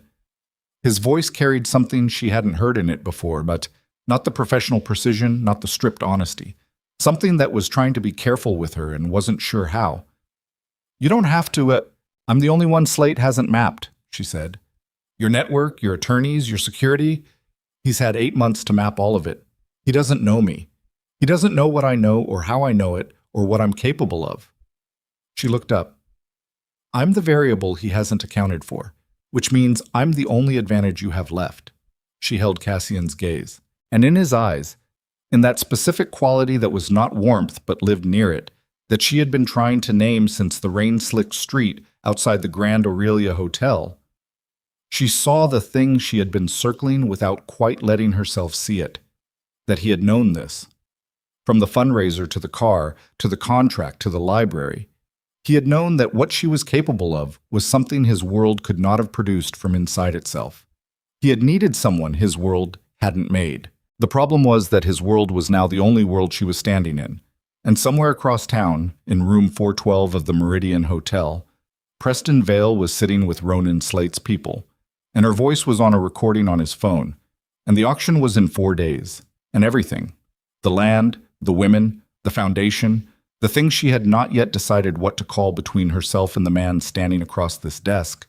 Everything was going to come. Everything was going to come down to 4 days. That was the number she kept returning to as Drum drove, and the city moved past the darkened windows in its wet November gray. 4 days between now and the Heron Point Foundation benefit at the Aldrich Waterfront Gallery. 4 days in which Ronan Slate had Preston Vale's information, Lyle's breach had already reached Helena Marsh, and the Delaware structure sat in a filing cabinet somewhere like a piece of ammunition nobody had fired yet, but everybody knew was loaded. She sat in the back of the sedan with a legal pad on her knee and wrote things down. Not in any organized structure. She was past organized structure, past the point where a list felt adequate to the situation. She wrote names and drew lines between them and crossed things out and rewrote them, and Cassian sat on the other side of the seat and watched her do it and did not interrupt. She was angry at him still. She was holding the anger in the specific compartment she'd built for it. Real, present, waiting for its moment.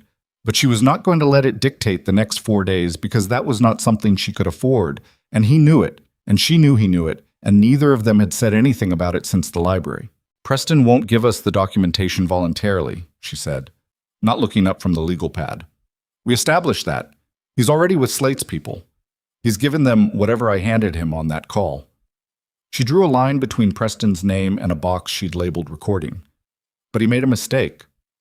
He's been making several, Cassian said. This specific one. She tapped the box. He told me about Claire Voth. He told me about the access point in Lyle's office. He didn't mean to.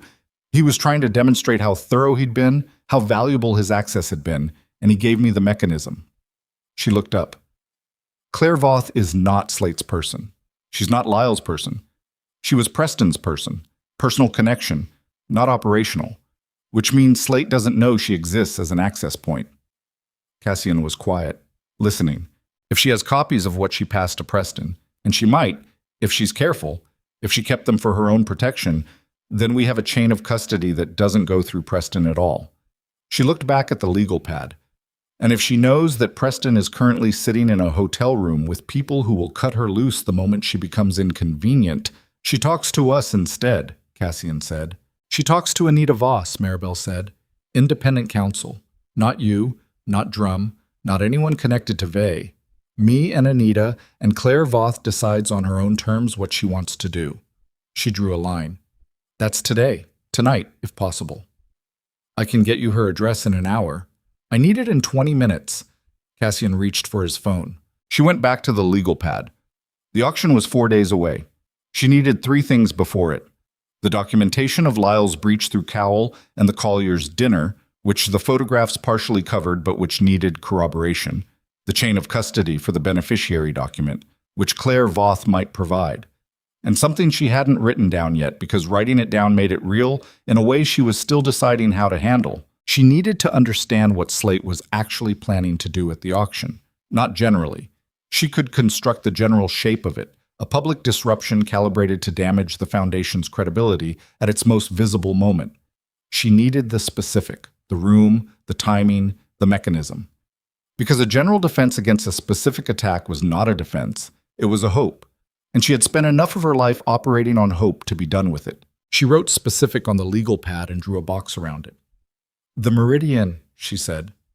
No, Cassian said. I need to know what Slate told Preston to do at the auction. I know what you need, he said. His voice was controlled. You are not going to the Meridian. She looked at him. Give me a reason that isn't about protecting me. He held her gaze. Because if Slate's people see you at that hotel, they know you've been identified as active in this situation, and they change the plan. Right now, you're a variable he hasn't mapped. You walk into that building, and you become a known quantity, and we lose the only advantage we have. She breathed. He was right. She hated that he was right. Then how do we get the specific? She said. Drum has a contact in Slate's logistics network, Cassian said. Low level, careful, has been useful before. I'll reach out tonight. That contact reports to Drum, she said. Who reports to you? Which means the information comes to me through two filters by the time I see it. Yes, I need it unfiltered. He was quiet for a moment. I'll put you in the room when the contact calls. She looked at him. It was a concession that cost him something. She could see that in the way people show the cost of things they don't want to show, the slight compression around his eyes that was not pain but was adjacent to it. Letting her be present for an operational call was not something he did. She understood that. She was asking him to change how he operated in real time, under pressure, while he was also managing a 15-year betrayal and a land deal on the edge of collapse. Tonight? She said.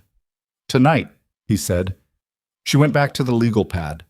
Outside, the city was beginning to thicken with the late afternoon traffic of people who had spent the day inside their normal lives and were now moving homeward. And she watched them through the dark window with the specific detachment of someone whose normal life had become, in the space of approximately 48 hours, entirely unrecognizable.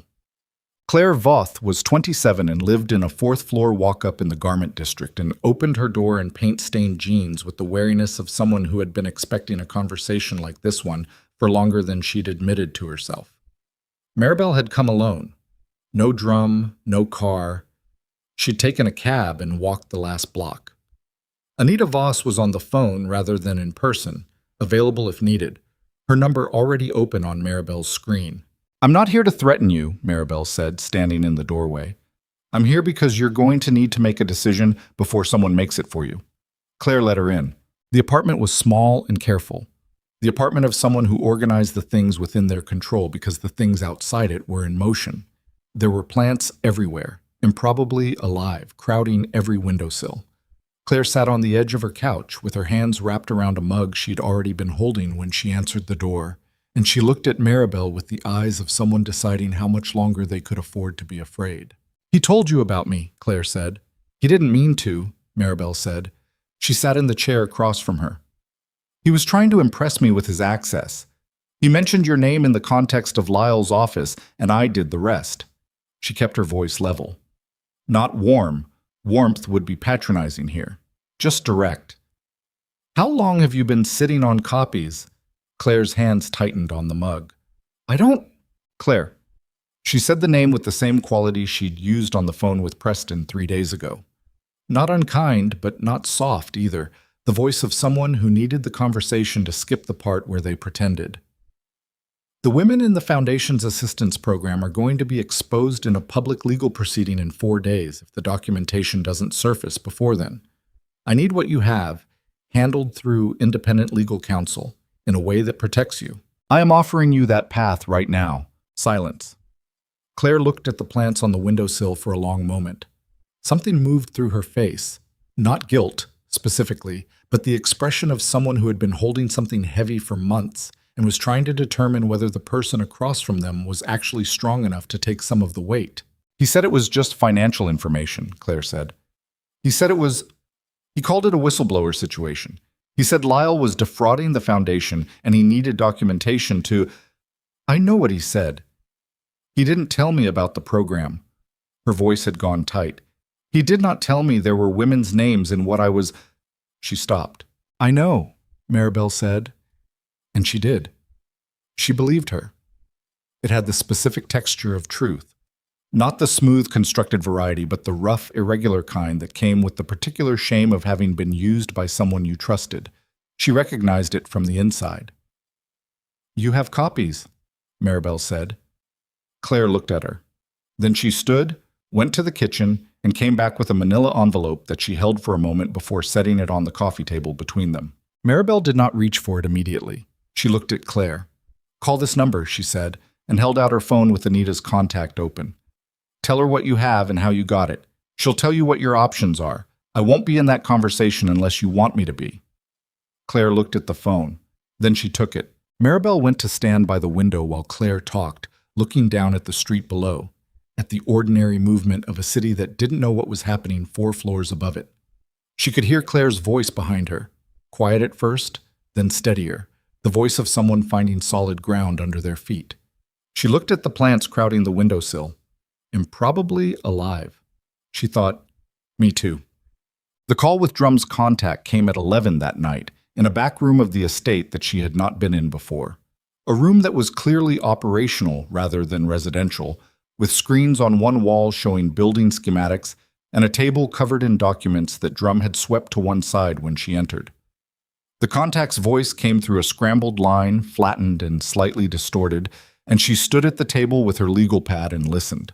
The plan for the auction was not what she'd expected. It was worse. Slate was not planning a public disruption. He was not planning to file a legal challenge from the floor or produce documents or make a scene. He was planning something quieter and more surgical, a private conversation, in the gallery's back corridor during the event, with two of the foundation's major donors. A conversation in which Slate's representative would present the Delaware structure documents and suggest, privately, that the donors' involvement in the assistance program might become part of the subsequent legal proceedings unless they withdrew their support from the foundation publicly before the acquisition closed. It was a threat dressed as a warning. It was designed to make the donors feel they had a choice when the choice had already been made for them. And the representative Slate was sending was not one of his operational people. It was Preston. Because Preston knew the donors personally. Because Preston had attended the same events, sat at the same tables, worked the same charitable circuits for 5 years with Maribel at his side, and then without her. Because Preston's face in that room would be the face of someone familiar, someone trusted by proximity. And because that familiarity would do half the work before he opened his mouth. She stood at the table after the call ended, and she did not move for a full 30 seconds. Cassian was watching her. "He's going to use his access to me," she said. "Everything those donors know about Preston came through knowing me. Every dinner, every event, every time he was in the room with them." "I know," Cassian said. "He's going to trade on 5 years of my life to—" She stopped. The anger was out of its compartment now. She could feel it everywhere, not hot, not the kind that made you loud. The cold, total kind that settled into your bones and became something structural. "No. Maribel, no." She turned to face him fully. "I am going to be in that gallery. I am going to be in the room before Preston gets to those donors. And I am going to make sure that the last thing Preston Vale is able to trade on in that city is his proximity to me." Cassian looked at her. For once, he did not argue, did not produce the professional calm or the careful counterpoint. He looked at her with that expression she still didn't have a name for, the one that lived in the space between assessment and something warmer, and he said, "Then we have 4 days to make sure you're not walking in alone." She breathed. 4 days, she said. "We'll use them." They used them. Maribel spent the first day with Anita Voss and the documentation Claire Voth had produced. 3 months of copied files, organized with the instinctive carefulness of someone who had known, at some level, that the day would come when she would need them. The chain of custody was clean. The beneficiary document had Claire's copy stamp from Lyle's office on a date 13 days before the Colliers' dinner, which established that Preston had it before Cowell, which dismantled the version of events in which the leak was accidental or operational rather than deliberate and personal. The second day she spent learning the Aldrich Gallery. She walked through it twice, once in the afternoon as a member of the public, once in the evening during a set-up walkthrough that Cassian arranged through the Foundation's event coordinator. She mapped the rooms. She identified the back corridor where Slate's plan was set to unfold. She noted the sight lines, the entry points, the places where a conversation could happen without being seen, and the places where it couldn't. She noted the place on the main floor where she intended to be standing when Preston arrived. The third day she spent with Cassian. Not operational planning. They had done the operational planning, and Drum had his people placed, and the documentation was with Anita and with a journalist Maribel had contacted independently, a woman she'd worked with at a fundraising organization 3 years ago who was careful and thorough and had been waiting for a story with this kind of documentation for longer than Maribel had known it existed. The journalist was not going to publish before the auction. She was going to be present at it. The third day was something else. It was the day she and Cassian sat in the library. The same chairs, the same fire, and had the conversation she'd told him they were going to have. The real one. The one about what the arrangement actually was, and what she was actually doing in it, and what she was going to need from him going forward that was different from the contract's 12 pages. It was not an easy conversation. He was not easy to have it with. He was, she had established, a man who had constructed himself at some point in his past as someone who did not require things from people, who had decided that requiring things was the same as being vulnerable to them, and who had been living inside that construction for long enough that its walls had started to look like permanent landscape. She told him she could see the walls. He was quiet for a long time. Then he said, "I know." She said, "That's not enough." He looked at her. The fire was lower. The grounds outside were dark. "What is?" he said. She thought about it. She had been thinking about it for 3 days, through the legal pad and the gallery walk and the documents and the journalist. Beneath all of it, this question running like a bass note. What does she actually need from this man? And is it something he is capable of? And if it isn't, what does she do with that? "Honesty," she said. "Not the kind you use operationally, the other kind." She held his gaze. "I know that's harder for you than anything else I've asked." He breathed. "Once." "Yes," he said. It came out with the stripped quality. No professional layer, just the weight of the word itself. "Work on it," she said. He nodded. It was not a resolution. It was not a promise of one. It was what it was. Two people who had arrived at each other through a series of events that were neither clean nor simple, who had a thing between them that did not have a category yet, who were going to walk into a gallery in one day and stand in the wreckage of several people's decisions and see what was left standing. She went to bed on the third night and did not sleep well, but slept enough. And in the morning she dressed in the deep crimson dress she had selected on the first day. Not Cassian's selection, hers, from a shop in the city where she had walked in alone and stood in front of a mirror and chosen the thing that made her feel like herself. Not a self she was auditioning or managing or scaling back. Herself. The dress was the color of something decided. The Aldrich Waterfront Gallery was everything expensive events were. Good bones, calculated lighting, the specific smell of fresh flowers deployed in quantity against the underlying smell of money and ambition. It held 300 people on its main floor and more in the side galleries, and by 8 p.m. it was full, the foundation's benefit running at the exact temperature of its own success. The kind of event that produced large checks and careful photographs, and the feeling among its attendees that they were participating in something worthwhile. Maribel arrived at 7:45. She arrived alone, which was a choice she had argued with Drum about for 20 minutes and won. Not because she needed to make a point about independence. She was past making points about independence. That was a conversation for people who still needed to prove something to themselves. She arrived alone because Preston needed to see her arrive alone. He needed to believe for as long as possible that she was here as a guest rather than as something else. She had barely crossed the threshold when she saw him. He was near the bar on the left side of the main floor, a glass of something amber in his hand, wearing the gray suit she had helped him pick out at a different event in a different life, and he was talking to a man she didn't recognize, 50s, unremarkable, the specific unremarkability of someone who had cultivated it. Not Slate. One of Slate's. Preston saw her. She watched his face do it. The sequence of responses in fast succession. Surprise, recalibration, a flash of something that might have been genuine feeling for a fraction of a second before the management arrived and covered it. He said something brief to the man beside him. The man's eyes moved to her, a quick professional assessment, and then moved away. She moved into the room. She was not going to the bar. She was not going to Preston. She was moving along the right side of the room toward the place she had identified on her second walkthrough, a position near the main gallery's east wall with a clear sight line to the back corridor, to the main entrance, and to the table where she knew the two donors in question were currently seated. She reached the wall. She picked up a glass of water from a passing tray.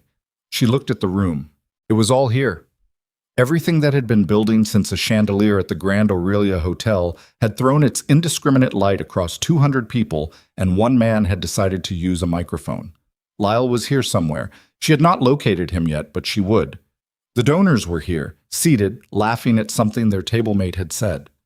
The journalist was here, near the entrance with a press credential and a phone she was not visibly holding but which Maribel knew was recording. Drum's people were here, distributed across the room in the way that good security distributed itself. Present everywhere, visible nowhere. And Cassian was here. She found him across the room without looking for him. That was the strange thing. She had not had to scan for him. Her eyes had simply arrived at him the way eyes arrive at a familiar thing without being directed. He was near the foundation's display, talking to someone she didn't know, and he was wearing the dark suit with no tie, collar open, the same clothes he'd worn in the car on the first night, and he had not yet seen her or was pretending he hadn't, which was itself a kind of message. She turned her attention back to the room. Preston was moving. She tracked him without looking directly at him, peripheral, careful, and she watched him separate from Slate's man and begin to navigate the room with the practiced ease of someone who had spent years working events like this, the specific social fluency of a man who understood that these rooms had their own grammar and had learned to speak it. He was heading toward the donors' table. She was moving before she'd consciously decided to move. She crossed the room on a diagonal, water glass in hand, cutting through a gap between two clusters of guests, and she arrived at the donors' table at the same moment Preston did, from the opposite direction, so that when he looked up, she was already there. Standing in a deep crimson dress, her shoulders back, her chin level, looking at the two women at the table, not at Preston, with the expression of someone who had come over to say hello to people she knew, which she did, which was the honest truth. She had met them both at 3 different foundation events over the past 2 years, and they knew her face, if not her full name. "Margaret," she said. To the older of the two, a woman in her 60s with reading glasses pushed up into silver hair. "It's good to see you. I've been meaning to reach out." Margaret looked up with the smile of mild social recognition. "Of course, you were at the conservation dinner in October." "I was." She sat down in the empty chair beside Margaret without being invited, which was another choice. The choice of a woman who had decided some time ago that waiting for an invitation was for doors that were actually closed. She put her water glass on the table. "I actually wanted to talk to you about something, if you have a few minutes." Preston was standing at the table. He had not sat down. He was standing with his amber drink and his gray suit, and his face was doing the thing it did when the management was working hard, the controlled pleasantness of a man recalculating in real time. "Preston," she said, looking up at him. Directly, briefly, with the specific neutrality of someone acknowledging a thing that is present without assigning it significance. "I didn't know you'd be here." "Maribel." His voice was careful. "You look—" "I need to borrow Margaret for a few minutes," she said. Not to him, to the table. Then she looked back at Margaret. "There's something related to the Foundation's legal structure that I think you should hear before the evening gets further along." Margaret looked at her. Something in Maribel's voice had communicated what it needed to communicate. Not urgency in the dramatic sense, but the specific gravity of a woman who was not here socially. "Of course," Margaret said. Maribel stood. Margaret stood with her. Across the table, the second donor, a younger woman, early 40s, watching this with the sharp attentiveness of someone who had learned to read rooms, also stood. Preston took a step toward her. "Maribel," he said. The management was slipping. She could hear it. The pleasantness thinning at the edges, the controlled quality giving way to the tighter voice underneath. "We should talk first, you and me, before—" "No," she said. She said it the way she had said it in the library 3 days ago. Not loud, not hard, just final. The sound of a door that had closed completely and had no handle on his side. She moved away from the table with Margaret and the second donor. She heard Preston's breath, the sharp intake of a man watching something he'd planned for slide away from him in real time. She did not turn back. She was navigating toward the east side gallery, the smaller space, quieter, which she'd identified on the walkthrough as the place for this conversation. The place where she could talk to these women with privacy and without the ambient noise of 300 people. She heard it before she processed it. A sound wrong for the room. Not loud. Almost the opposite, a controlled sound, the sound of something happening with deliberate quiet behind the ambient noise. Near the back corridor. She turned her head.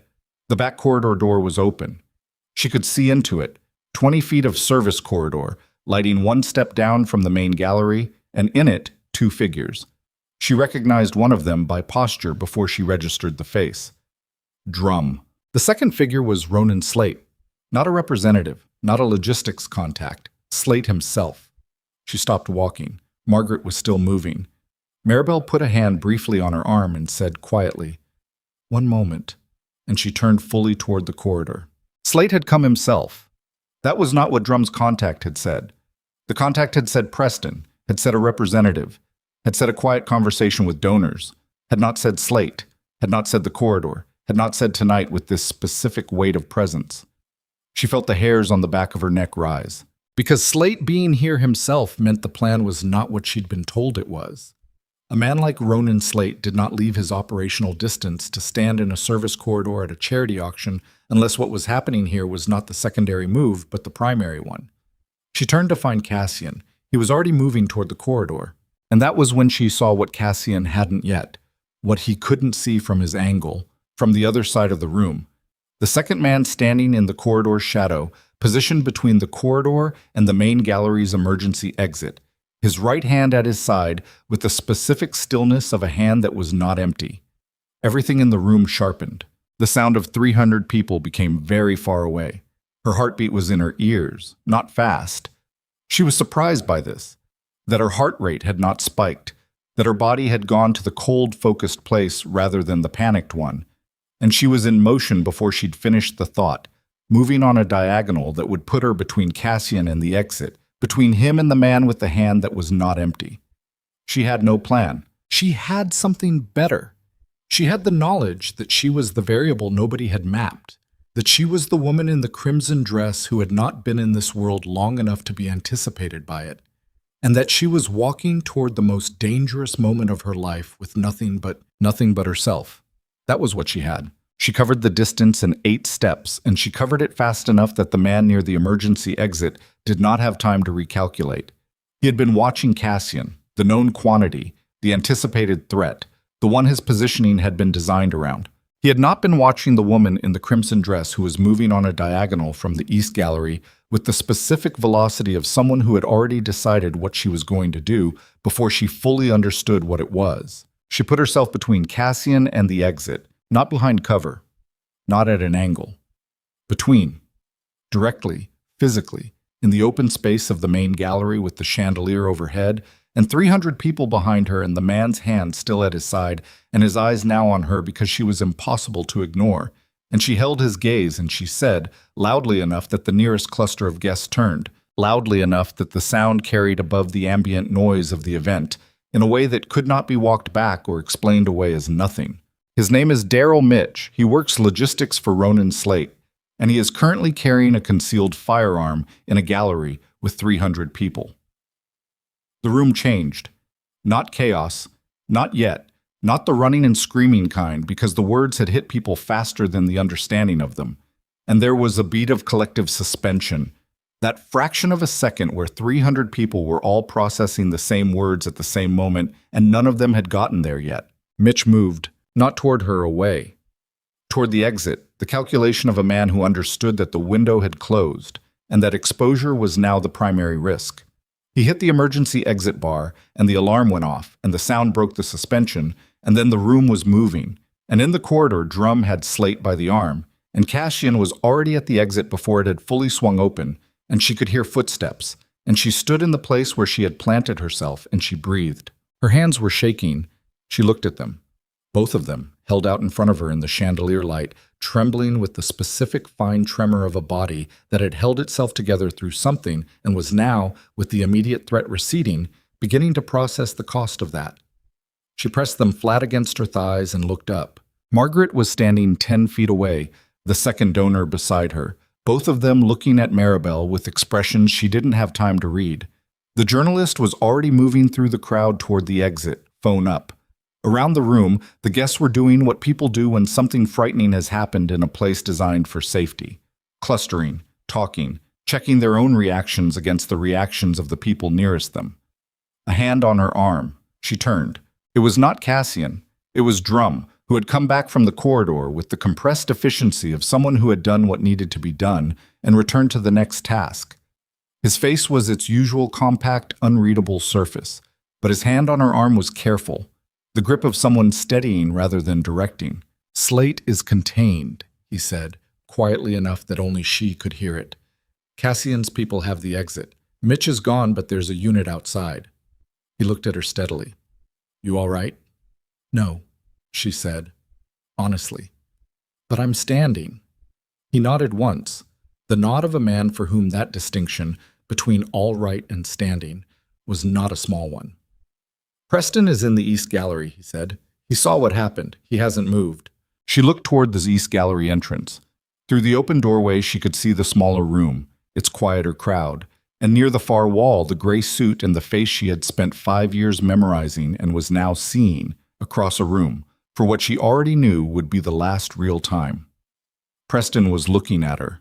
He was standing with his drink still in his hand, forgotten, the amber liquid tilted to the edge of the glass but not spilling, and his face was doing something she had not seen it do before.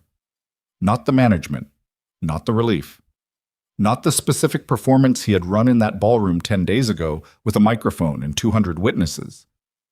He looked afraid, not of her specifically, of the room, of the shape of what had just happened, of the walls closing in from every direction, of the specific sensation that arrives when a person realizes that the gamble they made has come up against something they did not factor into their calculations. She walked toward him. She walked through the East Gallery entrance and the sound of the main room dropped, and she crossed the smaller space, and she stopped in front of him and they looked at each other, and she thought about the last time they had been at this distance and what had been in his hand then and what he had said into it. "It's over," she said. He breathed. "Maribel." "Preston." She said his name the way she'd said it on the phone, quietly. Finally. "It's over. Slate is contained. The documentation is already with a journalist and with independent legal counsel. Whatever you were going to do tonight, it's done." She held his gaze. "You can talk to Anita Voss and tell her everything you know, which is the only option that leaves you with anything resembling a life on the other side of this. Or you can make a different choice, but I am not going to stand here and negotiate with you." He looked at her for a long time. His face was doing the thing it did when the architecture he'd built around himself was failing its structural load. She recognized it. She had seen it twice now, at the altar and in the East Gallery, and she understood it for what it was.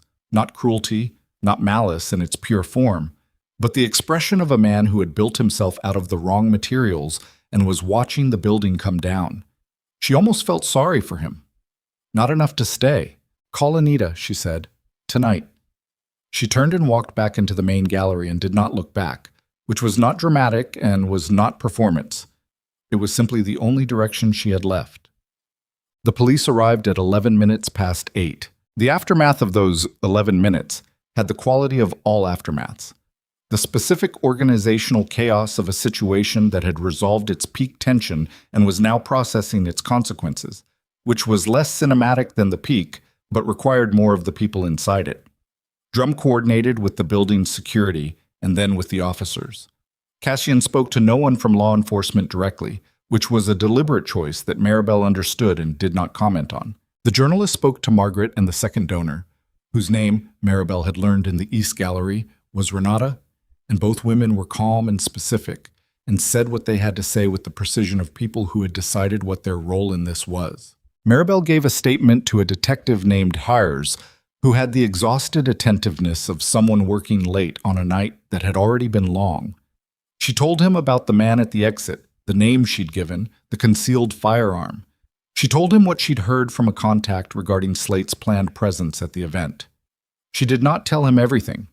She told him the parts that were hers to tell, the parts that did not require disclosing things that were Drums or Cassians or Claire Voth's to disclose in their own time and their own way. Hares wrote things down and looked at her with the expression of a man who understood he was getting a partial picture and had decided that the partial picture was sufficient for tonight. "You'll be available for follow-up," he said. Not a question. "Through my counsel," she said. "Anita Voss. I'll give you her number." He wrote the number. He left. She was sitting in one of the gallery's side chairs, heels off, the crimson dress slightly less composed than it had been at 7:45, when Cassian came and sat down across from her. He had been outside. She could tell from the temperature he brought with him, the cold off his jacket, the slight redness at the edges of his jaw from the night air. He looked at her. "Mitch," he said, "did they get him?" "Yes," she breathed. "Slate. Detained. There'll be a legal process." He said it with the specific flatness of someone who understood what legal processes involving men like Slate looked like, and was not going to perform optimism about it. It's going to be slow, and it's going to be fought at every level. But the exposure is real. His people know it. The acquisition closes in 8 days. He held her gaze. The Delaware structure is being dissolved, tonight, by my attorney, with documentation that I'm filing personally with the land trust. She looked at him. The shell never served the purpose it was built for anymore, he said. It became a liability the moment Lyle found it, and the moment I decided, he stopped. It should have been dissolved years ago. I kept it because I don't dissolve things easily. He said it with the self-knowledge of a man who had been sitting with something for 3 days and had arrived, slowly, at the truth of it. It's a thing about me, I know. I know, she said. The foundation, he said. The acquisition proceeds as a genuine conservation acquisition, full stop. The development covenant is void with the shell dissolution, whatever it might have become. He looked at her steadily. It becomes what it was supposed to be. She was quiet for a moment, looking at him, at the specific quality of his face in this moment, stripped of everything except what was actually there, which was not simple and was not clean, but was, she had come to understand, real. The way difficult things were real, the way things that had cost something to arrive at were real. Warren Lyle, she said. Cassian's jaw moved. He came to me after Slate was detained, before the police arrived. He looked at the floor for a moment. He said he was sorry. What did you say? I said I know. He looked back up.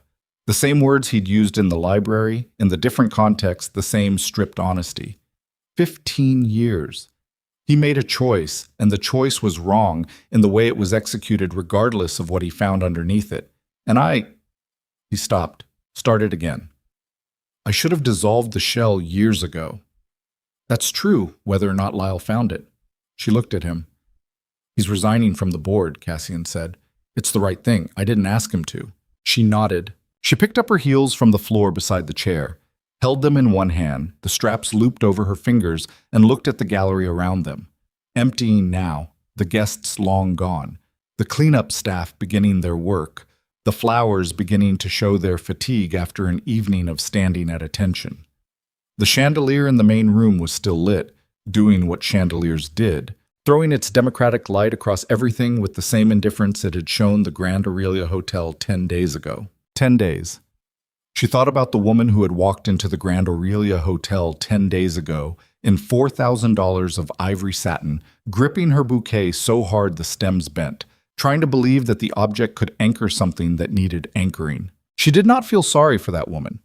That was the thing she was most certain of, sitting in the aftermath of the Aldrich Gallery in bare feet with her heels in her hand. She did not feel sorry for her. That woman had made the best decision she could with the information she had. She had shown up. She had stayed in the room when everything in her wanted to find an exit. She had paid for the dress and worn it and walked down the aisle and taken what came.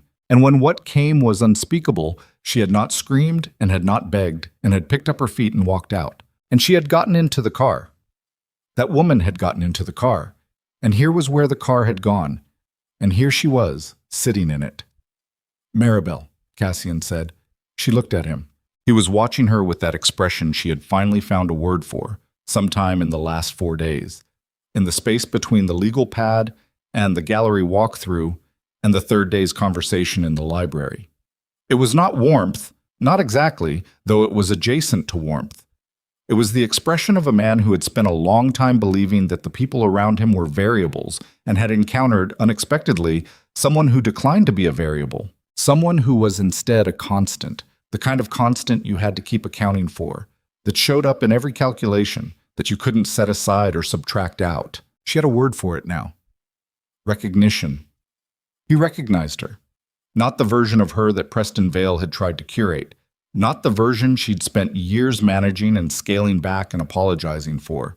The actual version. The woman who took up the space she took up and sat in chairs without being invited and ate everything on the tray without apology and put herself between danger and the people she had decided to protect. Tell me one true thing, she said. No strategy, no operational context, one true thing. He held her gaze for a long moment. The gallery was quiet around them. The cleanup staff had moved to the main room.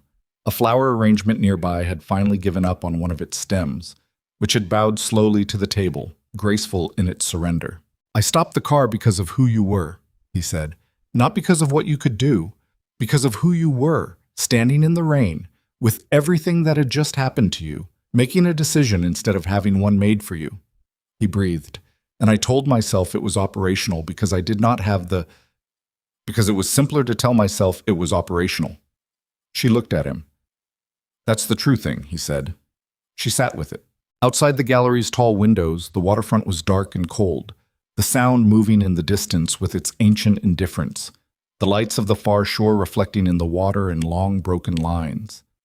Somewhere in this city, Ronan's slate was being processed through a system that would move slowly and be fought at every level. Somewhere, Preston Vale was sitting in whatever room he had chosen to sit in, with a phone and Anita Voss's number and a decision he'd been given and would either make or not. Somewhere, Claire Voth was sleeping, maybe, with the specific sleep of someone who had set down something heavy and was still learning how their body felt without it. And somewhere, Warren Lyle was sitting with 15 years of a relationship and the specific grief of a man who had made a choice he had convinced himself was right and had discovered, in the process of making it, that conviction and correctness were not the same thing. She breathed. "The contract," she said. Cassian was still. "The termination clause," she said. "The one Anita rewrote." She looked at him. "I'm not invoking it. I want you to know that clearly and without ambiguity. I am not leaving." She held his gaze. "But I need the contract to change." "How?" he said. "It needs to reflect what this actually is," she said. "Not the original transaction, not the arrangement we walked into 10 days ago. What it actually is now, which is something neither of us planned for and both of us are going to have to be honest about." She looked at him steadily. "The 12 pages were for a different situation. We are in a different situation." He was quiet. "I know that's harder for you than closing a land acquisition," she said. Something moved in his face. The closest thing to a smile she had seen from him. Not a full one, nothing as available as that, but the movement of a face that had been arranged in control for a very long time, encountering something that made control feel, briefly, like the wrong tool. "Yes," he said. "It is." "Work on it," she said. It was what she had said 3 days ago in the library, and she said it the same way now, with the same weight and the same meaning, which was, "I am not asking you to be someone you aren't. I am asking you to be more of who you already are." He nodded. Well, the weeks that followed were not simple. Nothing that followed was simple, which was something she came to understand as a feature rather than a failure. The simplicity she had been chasing in the years with Preston had not been peace, she understood now. It had been the controlled absence of complication, which was different, which required a constant expenditure of energy to maintain. The energy of a person managing their own edges so that nothing got too sharp, nothing took up too much room, nothing became too much. She stopped managing her edges. Preston called Anita Voss the morning after the auction. He told her everything he knew about Slate's operation, about Lyle's files, about Claire Voth, about the logistics contact who had fed Drum the partial information that had turned out to be a partial picture because it had been fed deliberately to construct that partial picture. He told her about the cash arrangement in March. He cooperated fully, which was the only option he had left, and which cost him considerably. His consulting contracts, his social position, the careful scaffolding of a life built on proximity to money and credibility he hadn't earned. He was not arrested. He was reduced, which she came to believe was more accurate. She did not feel satisfied by his reduction. She had expected to. She had imagined in the weeks before the auction that watching Preston Vale's constructed life come apart would provide something, closure, vindication, the specific satisfaction of a wound that had healed correctly. What she felt instead was the absence of feeling, not numbness, the active, quiet absence of something that had been taking up significant interior space and was simply no longer there. The space was available now for other things. She used it. She took the foundation work seriously, not as Cassian's wife, not as an appendage to his operation, but as her own work, with her own purpose in it. The domestic assistance program needed restructuring after the events of November. The exposure of the beneficiary list, even without public disclosure, had made the program's privacy architecture inadequate, and she spent 6 weeks working with a legal team to rebuild it from the structural level up. She sat in rooms where people discussed the kind of damage that a name in the wrong document could do to a person who had already been damaged, and she sat in those rooms with the specific seriousness of someone who understood the subject not abstractly, but from the inside out. Margaret and Renata remained foundation donors. They had asked, after the auction, to understand the full picture, not the managed version, not the careful public statement that the foundation's PR produced, but the actual picture. Maribel had told them. All of it, including the Delaware structure and what it had been and what it had become and how it was being resolved. They had listened. They had stayed. She respected them enormously for both. Lyle resigned in December. She saw him once at a function in January, and they did not speak, but he looked at her across a room with the expression of a man who had looked at himself in an honest mirror and had not looked away from what he found there. She did not know what to do with that. She filed it, the way she filed things, and moved on. The acquisition closed on a Wednesday in the second week of December, in a room with lawyers and documents, and the specific silence of a thing that had been building for a long time, arriving at its legal conclusion. The Heron Point parcel became, genuinely and completely, a conservation acquisition.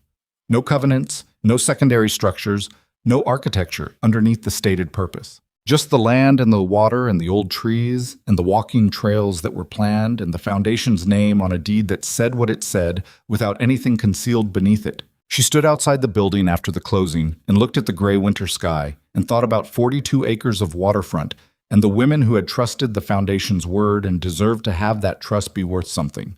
It was worth something. That was not nothing. She had learned to hold things like that.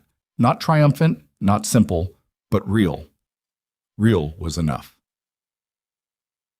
In February, 4 months after the night at the Grand Aurelia Hotel, Maribel returned to it, not for a wedding, not for an event. The foundation used the hotel's conference facilities periodically, and there was a board meeting scheduled, and she arrived in the lobby at 9 in the morning in a dark wool coat and heeled boots and looked up at the chandelier. The same one, still throwing its indiscriminate light across everything with the same democratic indifference. And she thought, you don't know what you're looking at. The marble floor had no ring on it. Of course it didn't. Hotels cleaned their marble. But she knew where it had fallen, which tile, which exact spot, and she stood for a moment in that spot and breathed and felt the full 4 months of what had happened since that night move through her in the specific way of a thing you are finally ready to feel completely. Then she walked to the elevator and pressed the button for the conference floor and stood straight. The board meeting was 3 hours. She ran it efficiently, moved through the agenda with the practiced focus of someone who had learned in the last 4 months that she was considerably better at this than she had been given the opportunity to discover. And she closed it exactly on time and stood at the head of the table while the board members gathered their things, and she thought, this is what too much looks like. This is what it looks like when it is not managed and not apologized for and not scaled back for the comfort of a room that will adjust to it whether it chooses to or not. She walked back through the lobby on her way out. The chandelier. She did not look up at it this time. She walked out through the front door, down the steps where the peonies had scattered in the rain, and into the pale February light. Cassian was at the bottom of the steps. He was not there as theater. She knew him well enough now to know the difference between gesture and presence. And this was presence, the simple fact of a man who had checked her schedule and decided to be where she was. Not to manage anything or escort anything, just to be there.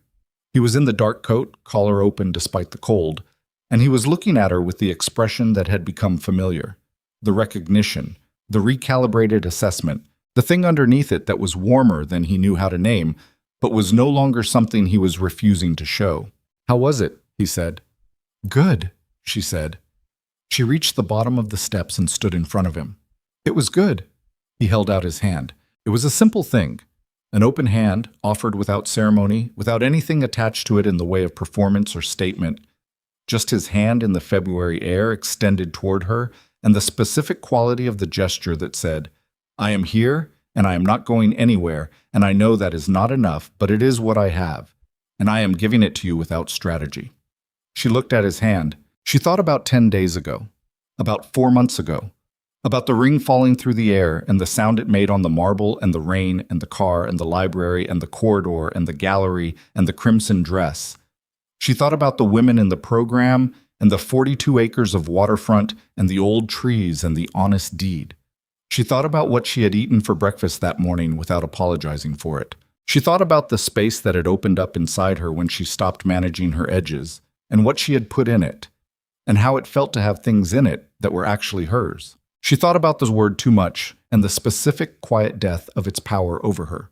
Then she took his hand, not because she needed it, not because she was being rescued, not because the story required it, not because standing at the bottom of the steps of the Grand Aurelia Hotel in February required a symmetry with the night that had started everything.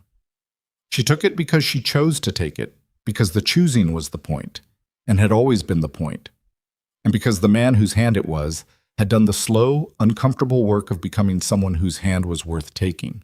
They stood there for a moment at the bottom of the steps. Around them, the city moved in its ordinary February way. People with their ordinary destinations and their ordinary purposes. The traffic and the cold and the sound of the harbor somewhere behind the buildings, and the pale light doing what winter light did, hitting everything at a low angle that made even familiar things cast long shadows. "Come on," she said. They walked. Not back into the hotel, not into the car.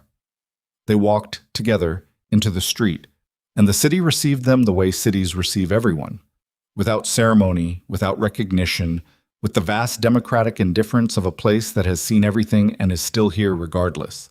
She had been abandoned at the altar for being too much. She had returned as herself, fully, without apology, without architecture designed to make herself smaller. And the man walking beside her had watched her do it, and had learned slowly and with some difficulty that the right response to a woman who knew her own worth was not to try to measure it, but to show up, hand extended, and let her decide. She had decided. The city stretched out ahead of them in the February cold. No one watched. No one needed to.